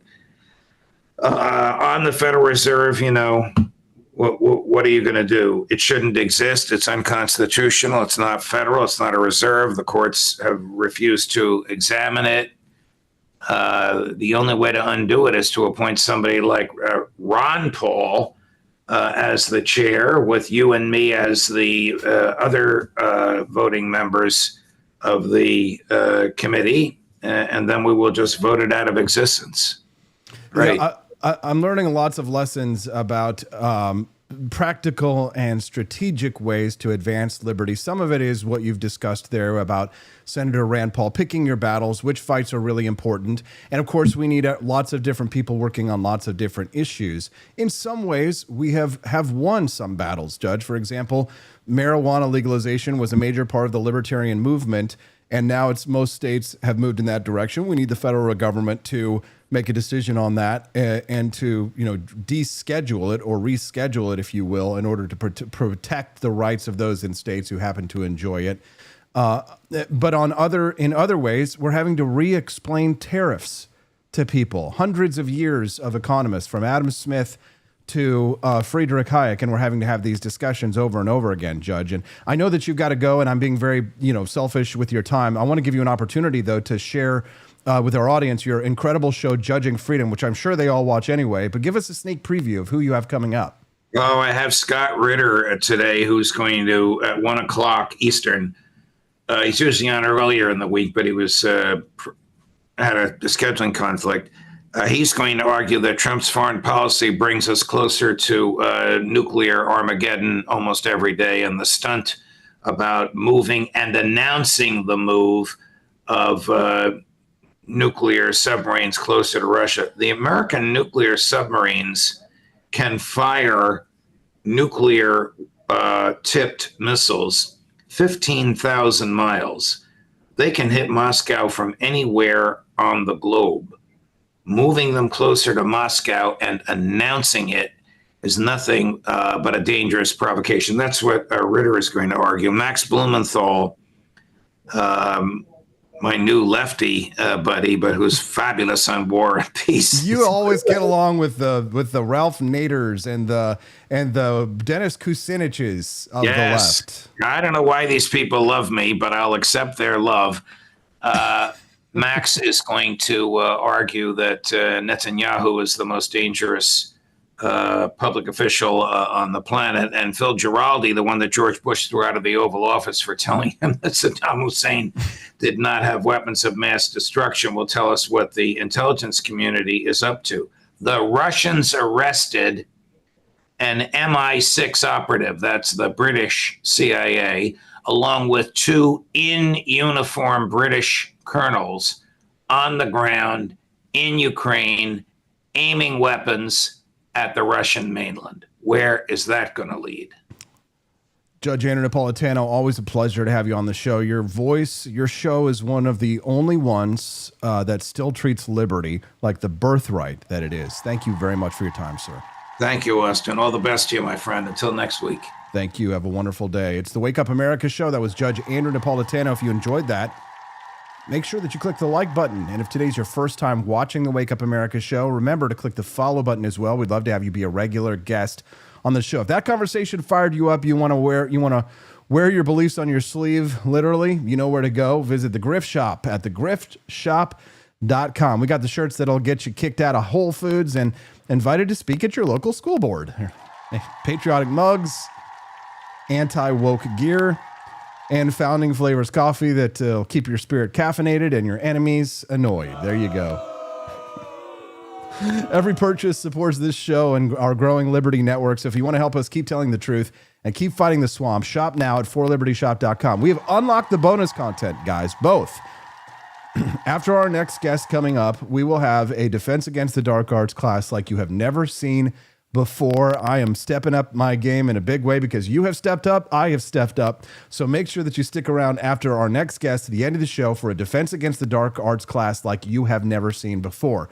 You get to choose your own adventure. You get to decide which class it will be. You decide, the viewer, how today's show will end. Have you voted yet? How do I vote for the Defense Against the Dark Arts class? Well, the link is in the very top of the video description for the show today. You can click on that. It's on our Discord server for the For Liberty Network, and I've also dropped the message link so that you can head over and click on it yourself in the comments right now. I'm going to go ahead and pin that message. It's available for you there. If you have not voted yet, if you have not joined our Discord server yet, join our Discord server, vote in the poll. You will be able to help decide. At the moment, I see 4 votes for option A, the betrayal of the Watchmen, 4 votes for option B, the data dementor. What is lesson A? The betrayal of the Watchmen. When teachers, politicians, and elites protect the predators instead of the people that they swore to serve. And option B for you to choose, and it's a tie right now, the data dementor, how blind trust in studies and expert consensus weakens our moral compass. Would you like to vote on option A or option B? Make sure you click on the link, go to the Discord channel for our show, and make sure that you are voting early and voting often. There we go, guys. We've got an incredible guest coming up for you next. She fled Castro's Cuba and found freedom in America, but now she's watching that freedom be mocked by U.S. politicians who openly pledge loyalty to foreign nations. Malin Salabaria joins us to react to the viral Chapina controversy and to remind us what loving America really looks like. Don't go away. We'll be right back. It's the Wake Up America show. Today's end is going to be a doozy. Watch every single stinking minute. We'll be right back. It's the Wake Up America shows for Liberty Network. Second Amendment rights organizations, including the Second Amendment Foundation, the National Rifle Association, and the Firearms Policy Coalition, along with some private citizen plaintiffs, think that new changes in government taxes on owning certain weapons create a chink in the legal armor of the federal weapon registration regime established in the 1934 National Firearms Act, NFA. They have thus filed a lawsuit in U.S. District Court for the Eastern District of Missouri against the Bureau of Alcohol, Tobacco, Firearms and Explosives, ATF, and the Justice Department, seeking to end the registration requirements of that act. Part of the recently passed One Big Beautiful Bill Act, the suit notes, eliminated the making and transfer taxes on suppressors, short-barreled rifles, short-barreled shotguns, and NFA-defined any other weapons, while leaving the registration requirements intact. In other words, individuals no longer have to pay taxes for making and transferring most firearms under the NFA, but the firearms are still required to be registered. There's the rub, the plaintiffs insist. They maintain that the only valid constitutional excuse for the registration was the taxes. Thus, constitutionally, with the taxes gone, the registration requirements also must go away. As the suit puts it, with the taxes eliminated on items including suppressors, short-barreled rifles, and short-barreled shotguns, the NFA registration requirement should now be seen as unconstitutional as applied to those arms. The Supreme Court, the filing shows, has in the past said outright that the legal defense of those NFA requirements lay in Congress's enumerated power to lay and collect taxes, and has held that the NFA was only a taxing measure, and that the registration provisions were obviously supportable as an aid of a revenue purpose. Those citations are from Sonzinski v. United States, 1937. In 1968's Hain v. U.S. to boot, the Supreme Court called the NFA an interrelated statutory system for the taxation of certain classes of firearms. The suit also points out that the Eighth Circuit Court of Appeals has already ruled that the often overly malleable Commerce Clause doesn't support the registration requirements, citing the 1999 case United States v. Hall. The suit explains why the plaintiffs are aggrieved by existing NFA registration requirements. They value their personal privacy and do not want the federal government to obtain identifying information about their personally owned firearms, including information such as their names, home addresses, photographs, dates of birth, demographic information, fingerprints, and a detailed description of their firearms, including their quantity and physical locations. Federal law, however, currently requires that individual plaintiffs provide all of this intrusive, personally identifying information to the federal government for them legally to make, transfer, or receive items defined and regulated as firearms under the NFA through its registration requirements. Individual plaintiffs object to this burdensome registration requirement, which forces them to provide information to the federal government similar to that obtained from an individual arrested and charged with a crime. The suit goes on to complain about the burden imposed by the ATF's lengthy approval process for purchases or transfers of regulated weapons. It details specific actions the individual plaintiffs want to take, such as transferring suppressors and short-barreled rifles, but are refraining from because they find the registration requirements too burdensome. The suit also notes that one of its plaintiffs, Prime Protection STL Tactical Boutique, is a black-owned federally licensed firearms store in St. Louis County with a primarily black customer base. Prime Protection is licensed to sell NFA items under the NFA. Despite being licensed to do so and offering them for sale, however, Prime Protection has not sold any NFA items because customers, and especially members of the black community, do not wish to comply with the NFA's intrusive requirements. The One Big Beautiful Bill Act did not eliminate the making or transfer tax on machine guns or destructive devices, and thus those weapons would not be affected by the outcome of this suit. The suit spends a lot of time arguing that any restrictions on suppressors or short-barreled rifles do not meet the current standard of Second Amendment law as established in New York State Rifle and Pistol Association versus Bruin, since they are not consistent with this nation's historical tradition of firearm regulation, and that the objects in question are not dangerous and unusual. Most of the action in Second Amendment jurisprudence since 2008, when the Supreme Court established in the Heller case that the Second Amendment at the very least establishes a right to have commonly used weapons for self-defense in the home, has been about laws affecting gun ownership, carrying, and use.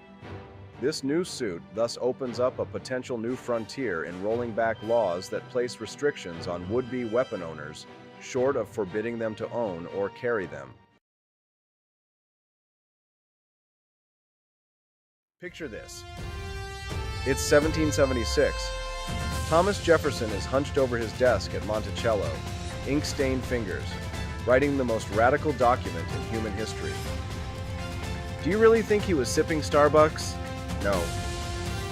He was drinking something bold, something black, something brewed strong enough to fuel a revolution. That's the spirit behind Founding Flavors, our signature line of Liberty-fueled coffee. No soy froth, no climate guilt, no corporate slogans. Just real coffee, inspired by the men who wrote freedom into existence. Every cup is a quiet protest. Against mediocrity, against tyranny, against bad coffee. So this morning, skip the globalist brew. Grab something worthy of a free man's sunrise. Founding Flavors. Now brewing at forlibertyshop.com.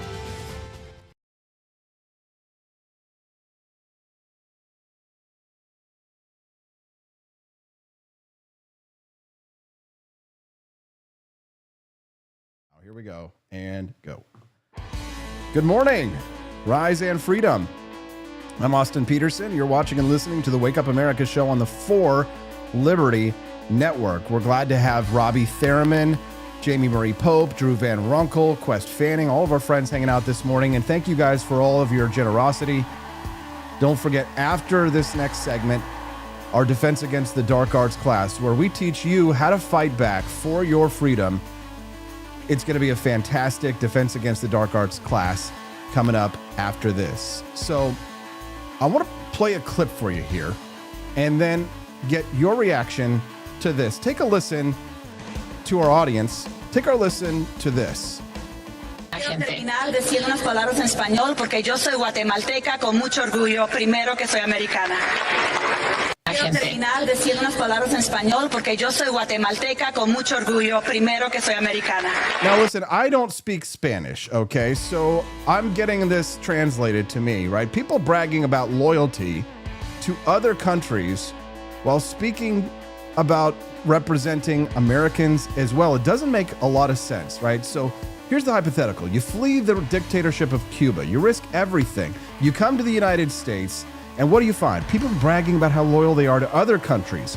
Joining us live now on the show, her name's Maylene Salavaria. She's a Cuban-American, a proud patriot, and an immigrant who came here legally and fell in love with liberty. She knows what tyranny looks like. She knows what dual loyalty really costs, and she's here to tell the truth. Let's bring her in now. Maylene, welcome to Wake Up America. Nice to meet you.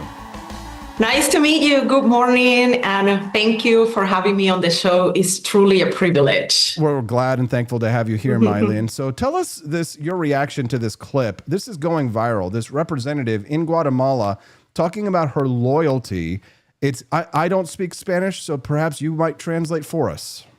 But yes, I do. So guess what? Spanish is my first language. So when I saw this clip a couple of days ago, and by the way, the media PR response that her PR team put out, I think it was yesterday late in the evening, I'm just leaning back here and laughing. I'm saying, man, those mental gymnastics are not going to take you too far away. I think it boils down to something very simple. It is you just don't bite the hand that feeds you, especially when you're coming from third world countries looking for your American dream and a better life in the United States. It really doesn't make any sense. And words matter. Words matter. And it's really funny, for a lack of a better word, to see, especially on social media here in this platform on X, seeing people using Google Translates and AI translators to, flip and carry the water on this mental gymnastics. And I'm like, dude, Spanish is my first language. You really need to sit this one down, because we know exactly what she said. And there is no amount of PR and crisis control strategy that is going to help you, take that away. It's already out there. It's on the internet and it's there forever. What do you think she meant, though? Why do you think she was saying something like this? I mean, get into her mind for us. Where do you think she's coming from when she says something like that? I think her intent is exactly what she said, that, he has a loyalty to her country, Guatemala, first, and being an American second. And the reason why I can say that with certain level of certainty is because when I read the press release I put out last night, or, yesterday late in the day, there is a key word in English where she was like picking up and saying, well, I meant to say that it was both. I'm like, no, what you said in Spanish, in the phrase, in the context of what you said, didn't mean both. You were in an audience, clearly a very progressive left-leaning audience in Mexico, in Latin America. You added a phrase in Spanish at the end of your remarks, and you knew exactly what you were saying. You were pandering to that audience, letting them know or making them believe that your loyalty was still in Latin America instead of the United States, where you are even on top of that, to add insult to injury, you are an elected representative in this country. I mean, I don't understand how somebody that is in public office should have a little bit better information and education about this. When I became an American citizen, both in my residency process and in my citizenship naturalization process, I have to sign and I have to take an oath saying that, I renounce all my previous loyalties to any other country, kingdom, whatever, word salad they put in there, and say that I am now an American by choice and my loyalties is to this country. Okay, whether we can criticize it, put it on the spotlight, that's a whole different conversation. We can be here until the cows come home talking about that. But you made a decision when you became a citizen or a legal resident of the United States. And like I said, words matters. You should be consistently a responsible adult based on principles with those decisions that you make. And clearly she dropped the ball with that statement, like big time. No, for sure. And it's a big conversation right now in our country. People are talking about dual loyalty. They're talking about they're talking about what does it really mean to be America first? What does it mean to you, Mylene? To me, it means something that I was talking actually with a friend a couple of days ago. I would never renounce my heritage and the fact that I was born in Cuba, with all the good, the bad, the ugly that comes with being a proverbial child of a state in a communist dictatorship. I would never renounce my heritage or anything like that. But like I always preamble when I talk to people, either in conversations or presentations, it's like, I was born in Cuba, but I am an American by choice. I made a choice to come to this country and pursue my American dream. And for me, that means a betrayal of, it's like going to your neighbor's house, invited to dinner, and setting their stove on fire. Just to make it like a really simple, crazy example. When you are a responsible adult, you're supposed to show gratitude, and like the old saying says, you don't bite the hands that feed you. Again, that doesn't mean that we turn blind and that we are going to, defend the bad things, the incorrect things, the unconstitutional bundungles that are happening. No, actually, we're probably going to criticize it even more, because now I am an American by choice. I have earned that right through my naturalization process. But that doesn't mean that you have to be an ungrateful person. Especially, I think that's the part that really enraged me the most, is that you're pandering to an audience in Latin America, and you're doing that on purpose with a very defined political goal. And that is just unconscionable, and it's very shameful of her. Talk to us a little bit, Mylin, about life under Cuba's dictatorship. I would say in quotes, if I were Michael Moore, I would say they have free health care. I would say that they have been demonized by Americans for too long, and that the imperialist Americans' propaganda has infected people in our capitalist society in late stage capitalism, that people like you have been brainwashed. Why would you flee a country with free health care? Talk to us a little bit about that. Oh man, how much time do you have? You know, we can just write a whole telenovela about it here. You have the floor. I'll just interrupt you. Go ahead. So it's so funny that you mentioned Michael Moore, because I was in Cuba when he went there to film, that infamous documentary. And it was like so freaking ridiculous to see everything that they did and the whole thing that he sold, not only to the United States audience, but to the rest of the world. I mean, the man went to film into one clinic and one hospital in Havana where only the foreigners who paid in dollars and the high elites of the military, the Communist Party, and the ministries in Cuba have access to. He didn't go and film to the clinic in my neighborhood in Alamaro, in the neighborhood areas east of Havana. He didn't go and film in the rundown hospitals where my uncle died, or where my dad almost died in 3 or 4 botched surgeries or things like that. I mean, it's so unbelievable that in this point and age, especially nowadays with the levels of technologies that we have, like the quick, immediate access to information that we have to corroborate theories and whatnot, that people are still willingly to choose whatever else somebody sells them just because it's the comfortable, brainwashing thing to believe. And it's funny that you mentioned that, because when you were doing your introduction, you just described my life going through government-controlled schools in Cuba as a proverbial child of the state. That's exactly what they led me to believe. And it was after getting out of the boarding schools where I was, a warden of the state for 2 weeks and would spend only a weekend at home with my family, that I started to see in real life that what they have brainwashed me with in government-controlled schools, public schools in Cuba for 12 years were not the reality of the average Cuban walking on the streets. That's why a few minutes ago, when I was waiting to get connected with you, I just saw a reminder post on Twitter that today is the anniversary of the Maleconazo that happened in 1994 in Cuba, right before the rafter crisis that happened in the summer during the Clinton administration. I think it was my second year in the University of Havana. I saw what happened in a Malecon with my own eyes because I was still in Cuba. So talking about, total random coincidences that we're now sitting here discussing experiences of life under communism in Cuba on such a significant day like today. It was one of those moments that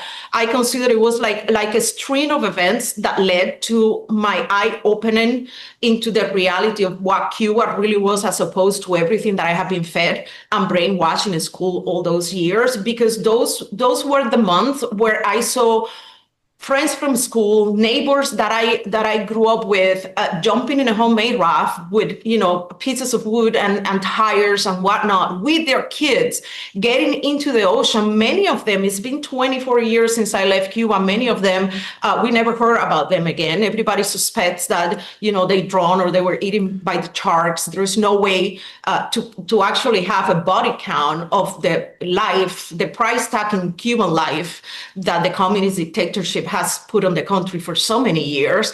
But it was a process to get into that eye-opening reality. And then when you go through something like that as a young adult or an adult like I am right now, and then you see examples like the one that you mentioned, Michael Moore with his propaganda, this other woman who is on top of that an elected official in the United States, it's like you're looking at them and sometimes I am at a loss of words. I am like, what were you thinking? It is so easy to swim when you are out of the water. What do you know about life under totalitarianism, like the communist dictatorship in Cuba is, if you have never been there?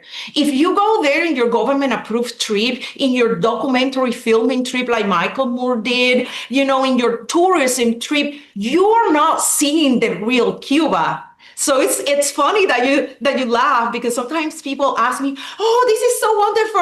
I want to go there and I want to visit. Do you have recommendations from me? And I'm like, pull up a chair and grab a coffee and first tell me which Cuba do you want to see?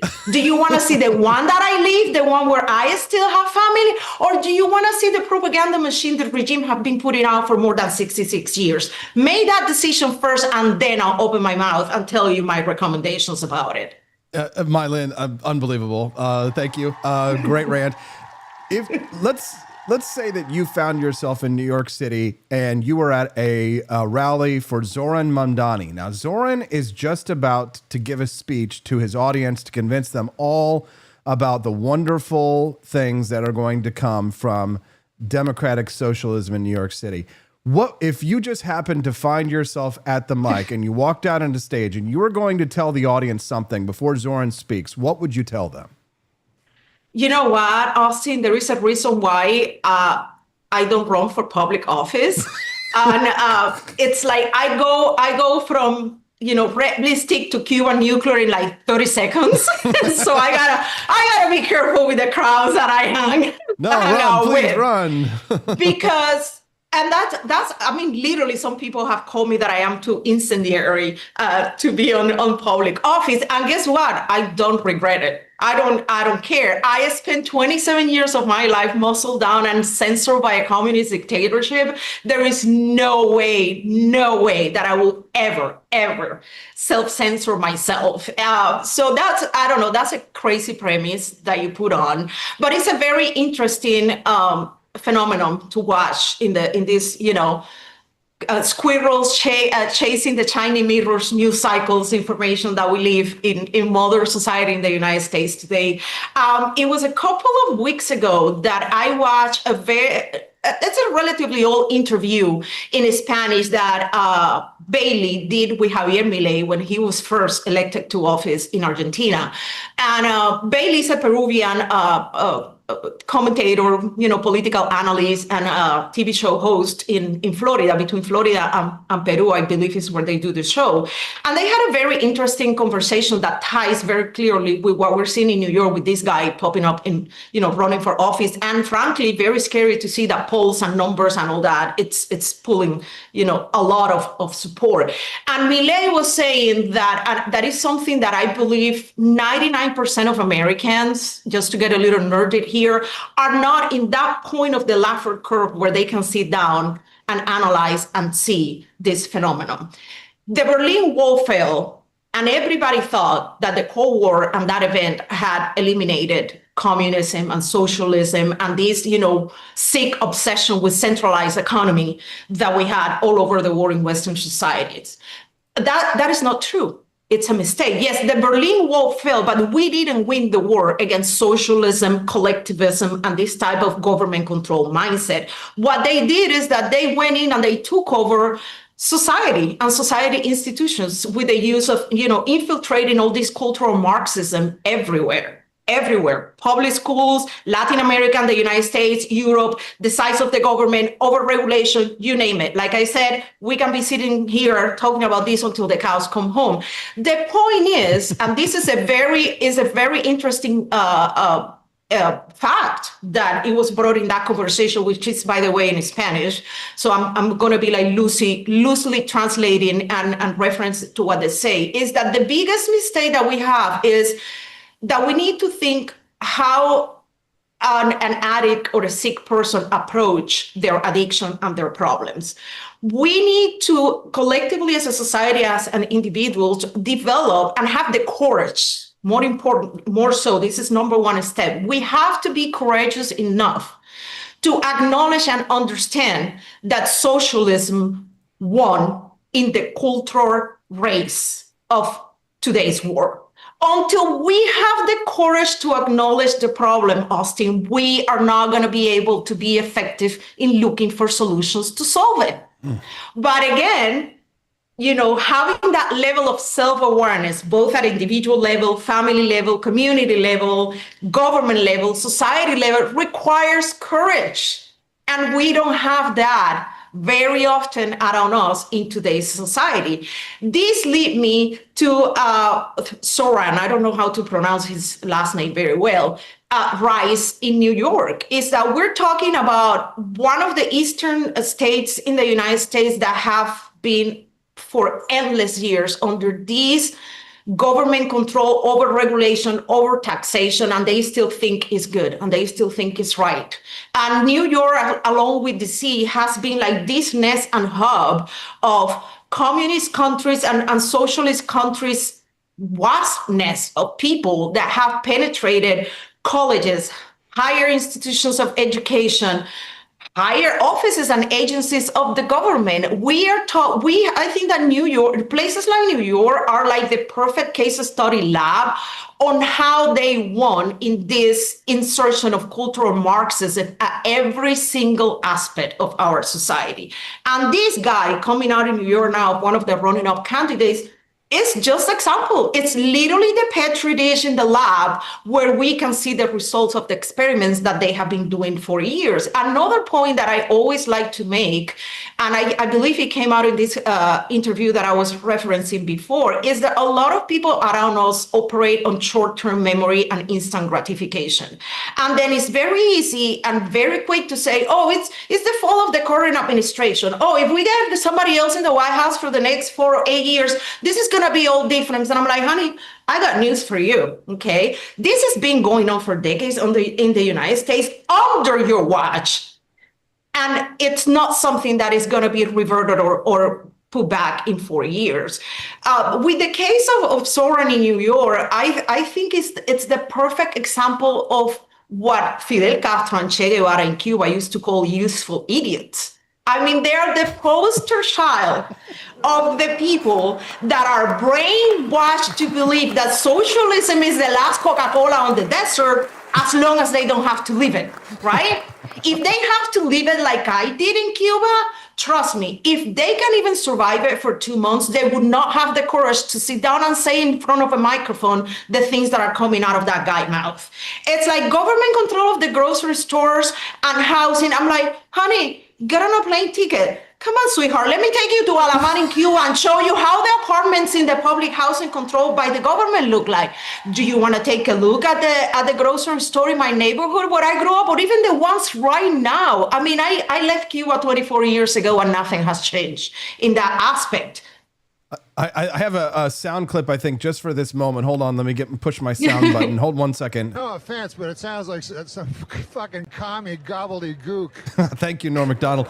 I think the audience is in love with you. You might have a few, I'm not sure if you're married or not, but you might have a few suitors over there in the chat. And our lady friend, Jamie Marie Pope, is asking if you guys can be best friends. I think we might have found our new Hispanic cultural correspondent for the Wake Up America show.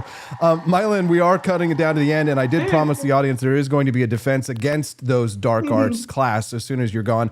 But I do want to give you guys, everybody, an opportunity to know where they can follow you. Of course, I reposted your X account multiple times. They can find me there. And I want to hear your thoughts. If there's anything else you want to share with our audience or plug before we let you go, go ahead. My last plug, it's like the proverbial call to action.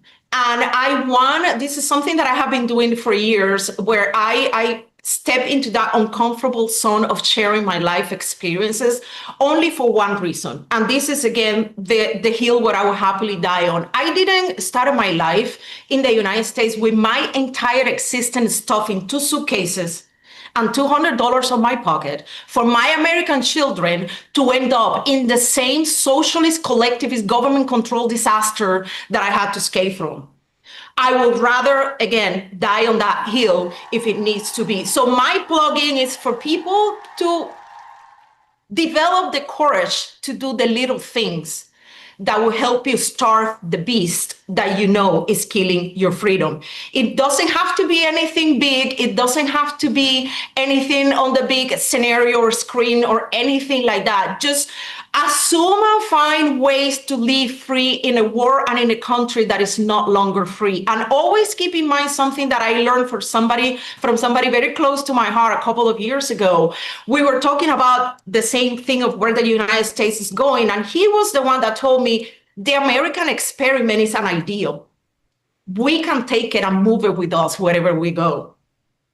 It doesn't matter. It's about your individual positioning to being a free person and not let anybody, communist, New York, Guatemalan, or otherwise, to contaminate that ideal for you. So that's my call for everybody that is watching this. Make sure everybody's going to follow you over on X now this morning, because I've reposted you several times. If you're trying to find her, find me, AP for Liberty, and I've reposted her. Mylan, we're going to have you back because I want to talk to you a little bit more in depth about what's going on with Javier Milei's Argentina. Have a wonderful day, Mylan, and we look forward to having you back again very soon. Thank you for your time. Thank you. Thank you. There we go. All right. What do you think of Mylan? Looks like Andy has a nice comment over there in the chat. Here's what he had to say. He says that the Marxist corruption of academia will be cited as the principal cause of the fall of the United States by future historians if we fail to reverse the rot. Amen. Thank you, brother. Laissez-faire says, well, she's the kind of immigrant that we want coming here. Pro-freedom is the way. Absolutely.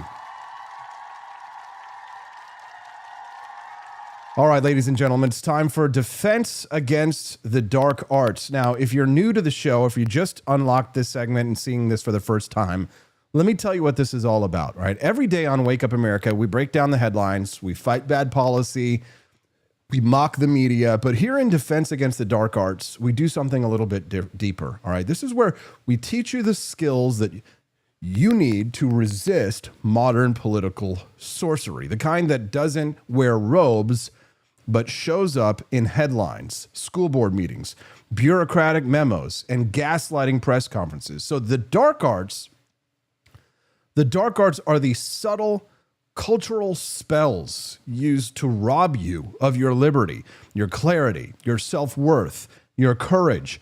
And this segment that's coming up is about breaking those spells with facts, logic, and a little fire. This morning's topic, the betrayal of the watchman.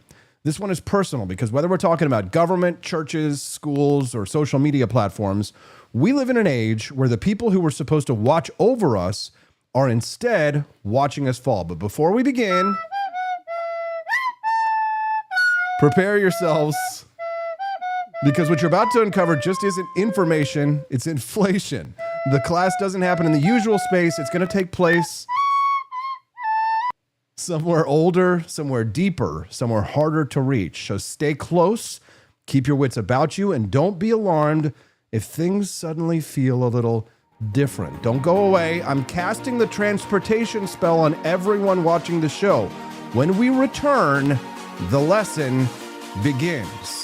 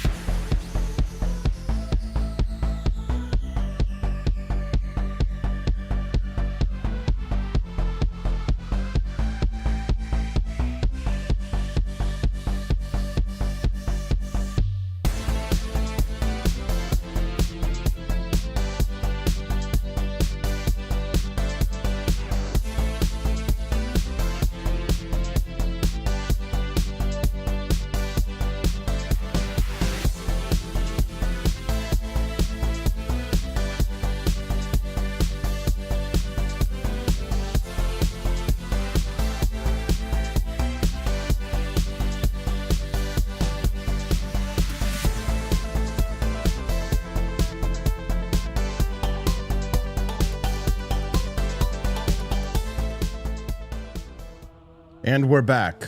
Welcome to the classroom of requirement, where the truth is armed, the illusions are shattered, and no one leaves unchanged.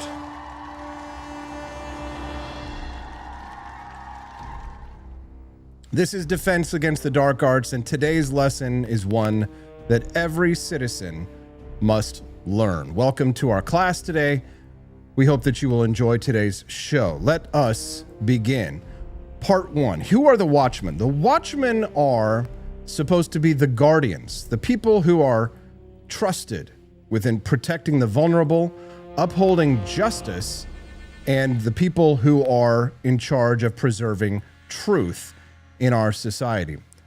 The term comes from Scripture, actually. Son of man, I have made for you a watchman of the people. A watchman for the people, excuse me. This is Ezekiel chapter 3, verse 17. The watchmen are the first line of defense. But what happens when people betray the people that they were meant to protect? It's an interesting question that we're going to deal with here in the Defense Against the Dark Arts class.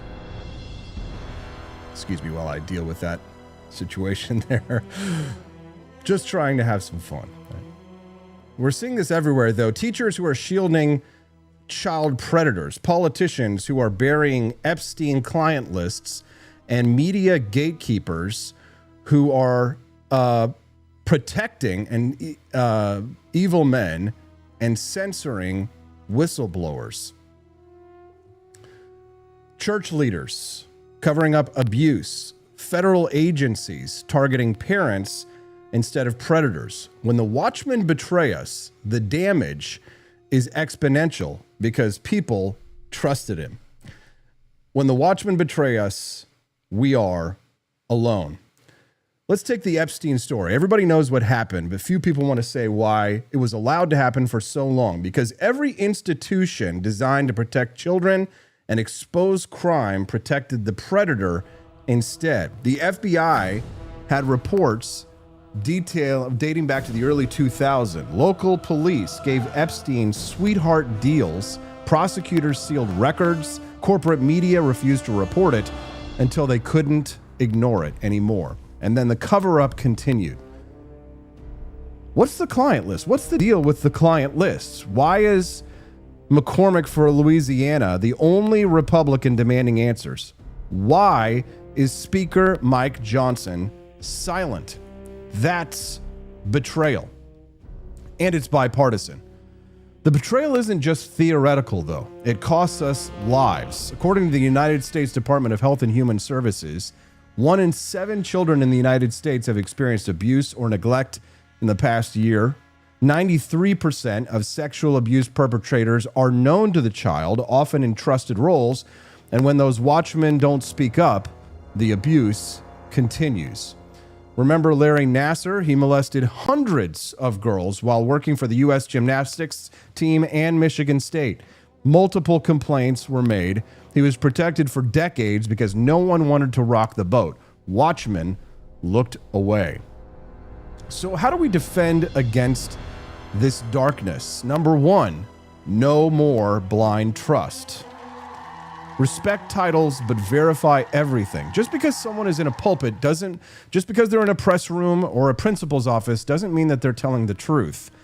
Part 2, ask the forbidden questions. If the media won't say it, you must. If the government seals it, demand it be unsealed. 3, refuse to let silence pass as a virtue. In a time of universal deceit, speaking the truth is a revolutionary act. Number 4, support the whistleblowers.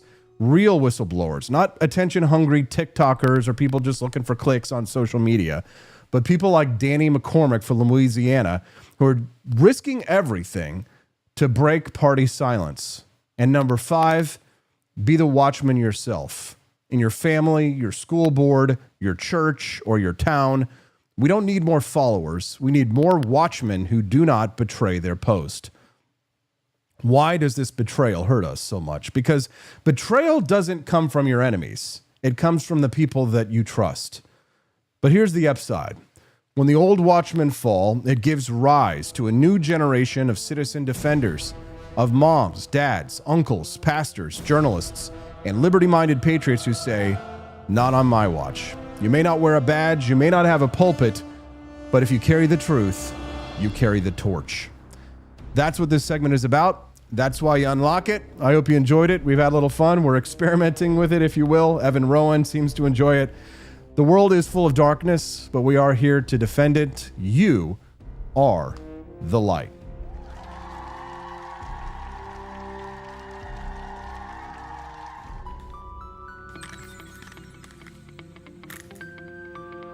There we go.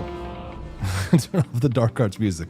We're workshopping it, but it's definitely improving, and I have more ideas to continue to add value to you guys for the show. I hope you appreciate the bit. I will commit to it. We will continue to improve that segment. I think I'm going to get me a wand, maybe a really nice... Maybe I need to get like an invisibility cloak as well. What do you guys think? Should we continue the defense against the dark arts improvements? Yeah. I've got some more exciting ideas for that segment. It's part of the bonus content program. Obviously, you guys have kicked in financially in a big way today. People like Evan Rowan, people like Robbie Thurman, people like Quest Fanning, people like Andy Opperman, so many others. Thank you guys to everybody who supports the Wake Up America show financially. I wonder if J.K. Rowling would sponsor this segment. I highly doubt it. Kermode Bear is right. I am having the most fun of anybody who is doing this for a career. Welcome to the Wake Up America show, guys. 5 days a week is how you should watch it. Jamie Marie Pope is back this morning. We got to get you back in here, Jamie Marie. It's just as fun. It's more fun than it was during the radio years. Hope that you guys will come back tomorrow. Don't forget, join the Discord channel so that you guys can vote in the poll that we place out there for your Choose Your Own Adventure on the Defense Against the Dark Arts class. And we'll see you right back again here tomorrow as you exit. Where do you exit? You exit through the Grift Shop at thegriftshop.com. We'll see you guys back here tomorrow for Thirsty Thursday on the Wake Up America show on the 4 Liberty Network. Bye, guys.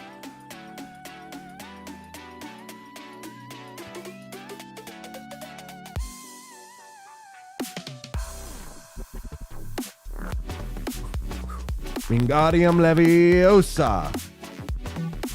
Second Amendment rights organizations, including the Second Amendment Foundation, the National Rifle Association, and the Firearms Policy Coalition, along with some private citizen plaintiffs, think that new changes in government taxes on owning certain weapons create a chink in the legal armor of the federal weapon registration regime established in the 1934 National Firearms Act, NFA. They have thus filed a lawsuit in U.S. District Court for the Eastern District of Missouri against the Bureau of Alcohol, Tobacco, Firearms and Explosives, ATF, and the Justice Department, seeking to end the registration requirements of that act. Part of the recently passed One Big Beautiful Bill Act, the suit notes, eliminated the making and transfer taxes on suppressors, short-barreled rifles, short-barreled shotguns, and NFA-defined any other weapons, while leaving the registration requirements intact. In other words, individuals no longer have to pay taxes for making and transferring most firearms under the NFA, but the firearms are still required to be registered. There's the rub, the plaintiffs insist. They maintain that the only valid constitutional excuse for the registration was the taxes. Thus, constitutionally, with the taxes gone, the registration requirements also must go away. As the suit puts it, with the taxes eliminated on items including suppressors, short-barreled rifles, and short-barreled shotguns, the NFA registration requirement should now be seen as unconstitutional as applied to those arms. The Supreme Court, the filing shows, has in the past said outright that the legal defense of those NFA requirements lay in Congress's enumerated power to lay and collect taxes, and has held that the NFA was only a taxing measure, and that the registration provisions were obviously supportable as an aid of a revenue purpose. Those citations are from Sonzinski v. United States, 1937. In 1968's Hain v. U.S. to boot, the Supreme Court called the NFA an interrelated statutory system for the taxation of certain classes of firearms. The suit also points out that the Eighth Circuit Court of Appeals has already ruled that the often overly malleable Commerce Clause doesn't support the registration requirements, citing the 1999 case United States v. Hall. The suit explains why the plaintiffs are aggrieved by existing NFA registration requirements. They value their personal privacy and do not want the federal government to obtain identifying information about their personally owned firearms, including information such as their names, home addresses, photographs, dates of birth, demographic information, fingerprints, and a detailed description of their firearms, including their quantity and physical locations. Federal law, however, currently requires that individual plaintiffs provide all of this intrusive, personally identifying information to the federal government for them legally to make, transfer, or receive items defined and regulated as firearms under the NFA through its registration requirements. Individual plaintiffs object to this burdensome registration requirement, which forces them to provide information to the federal government similar to that obtained from an individual arrested and charged with a crime. The suit goes on to complain about the burden imposed by the ATF's lengthy approval process for purchases or transfers of regulated weapons. It details specific actions the individual plaintiffs want to take, such as transferring suppressors and short-barreled rifles, but are refraining from because they find the registration requirements too burdensome. The suit also notes that one of its plaintiffs, Prime Protection STL Tactical Boutique, is a black-owned federally licensed firearms store in St. Louis County with a primarily black customer base. Prime Protection is licensed to sell NFA items under the NFA. Despite being licensed to do so and offering them for sale, however, Prime Protection has not sold any NFA items because customers, and especially members of the black community, do not wish to comply with the NFA's intrusive requirements. The One Big Beautiful Bill Act did not eliminate the making or transfer tax on machine guns or destructive devices, and thus those weapons would not be affected by the outcome of this suit. The suit spends a lot of time arguing that any restrictions on suppressors or short-barreled rifles do not meet the current standard of Second Amendment law as established in New York State Rifle and Pistol Association v. Bruin, since they are not consistent with this nation's historical tradition of firearm regulation, and that the objects in question are not dangerous and unusual. Most of the action in Second Amendment jurisprudence since 2008, when the Supreme Court established in the Heller case that the Second Amendment at the very least establishes a right to have commonly used weapons for self-defense in the home, has been about laws affecting gun ownership, carrying, and use.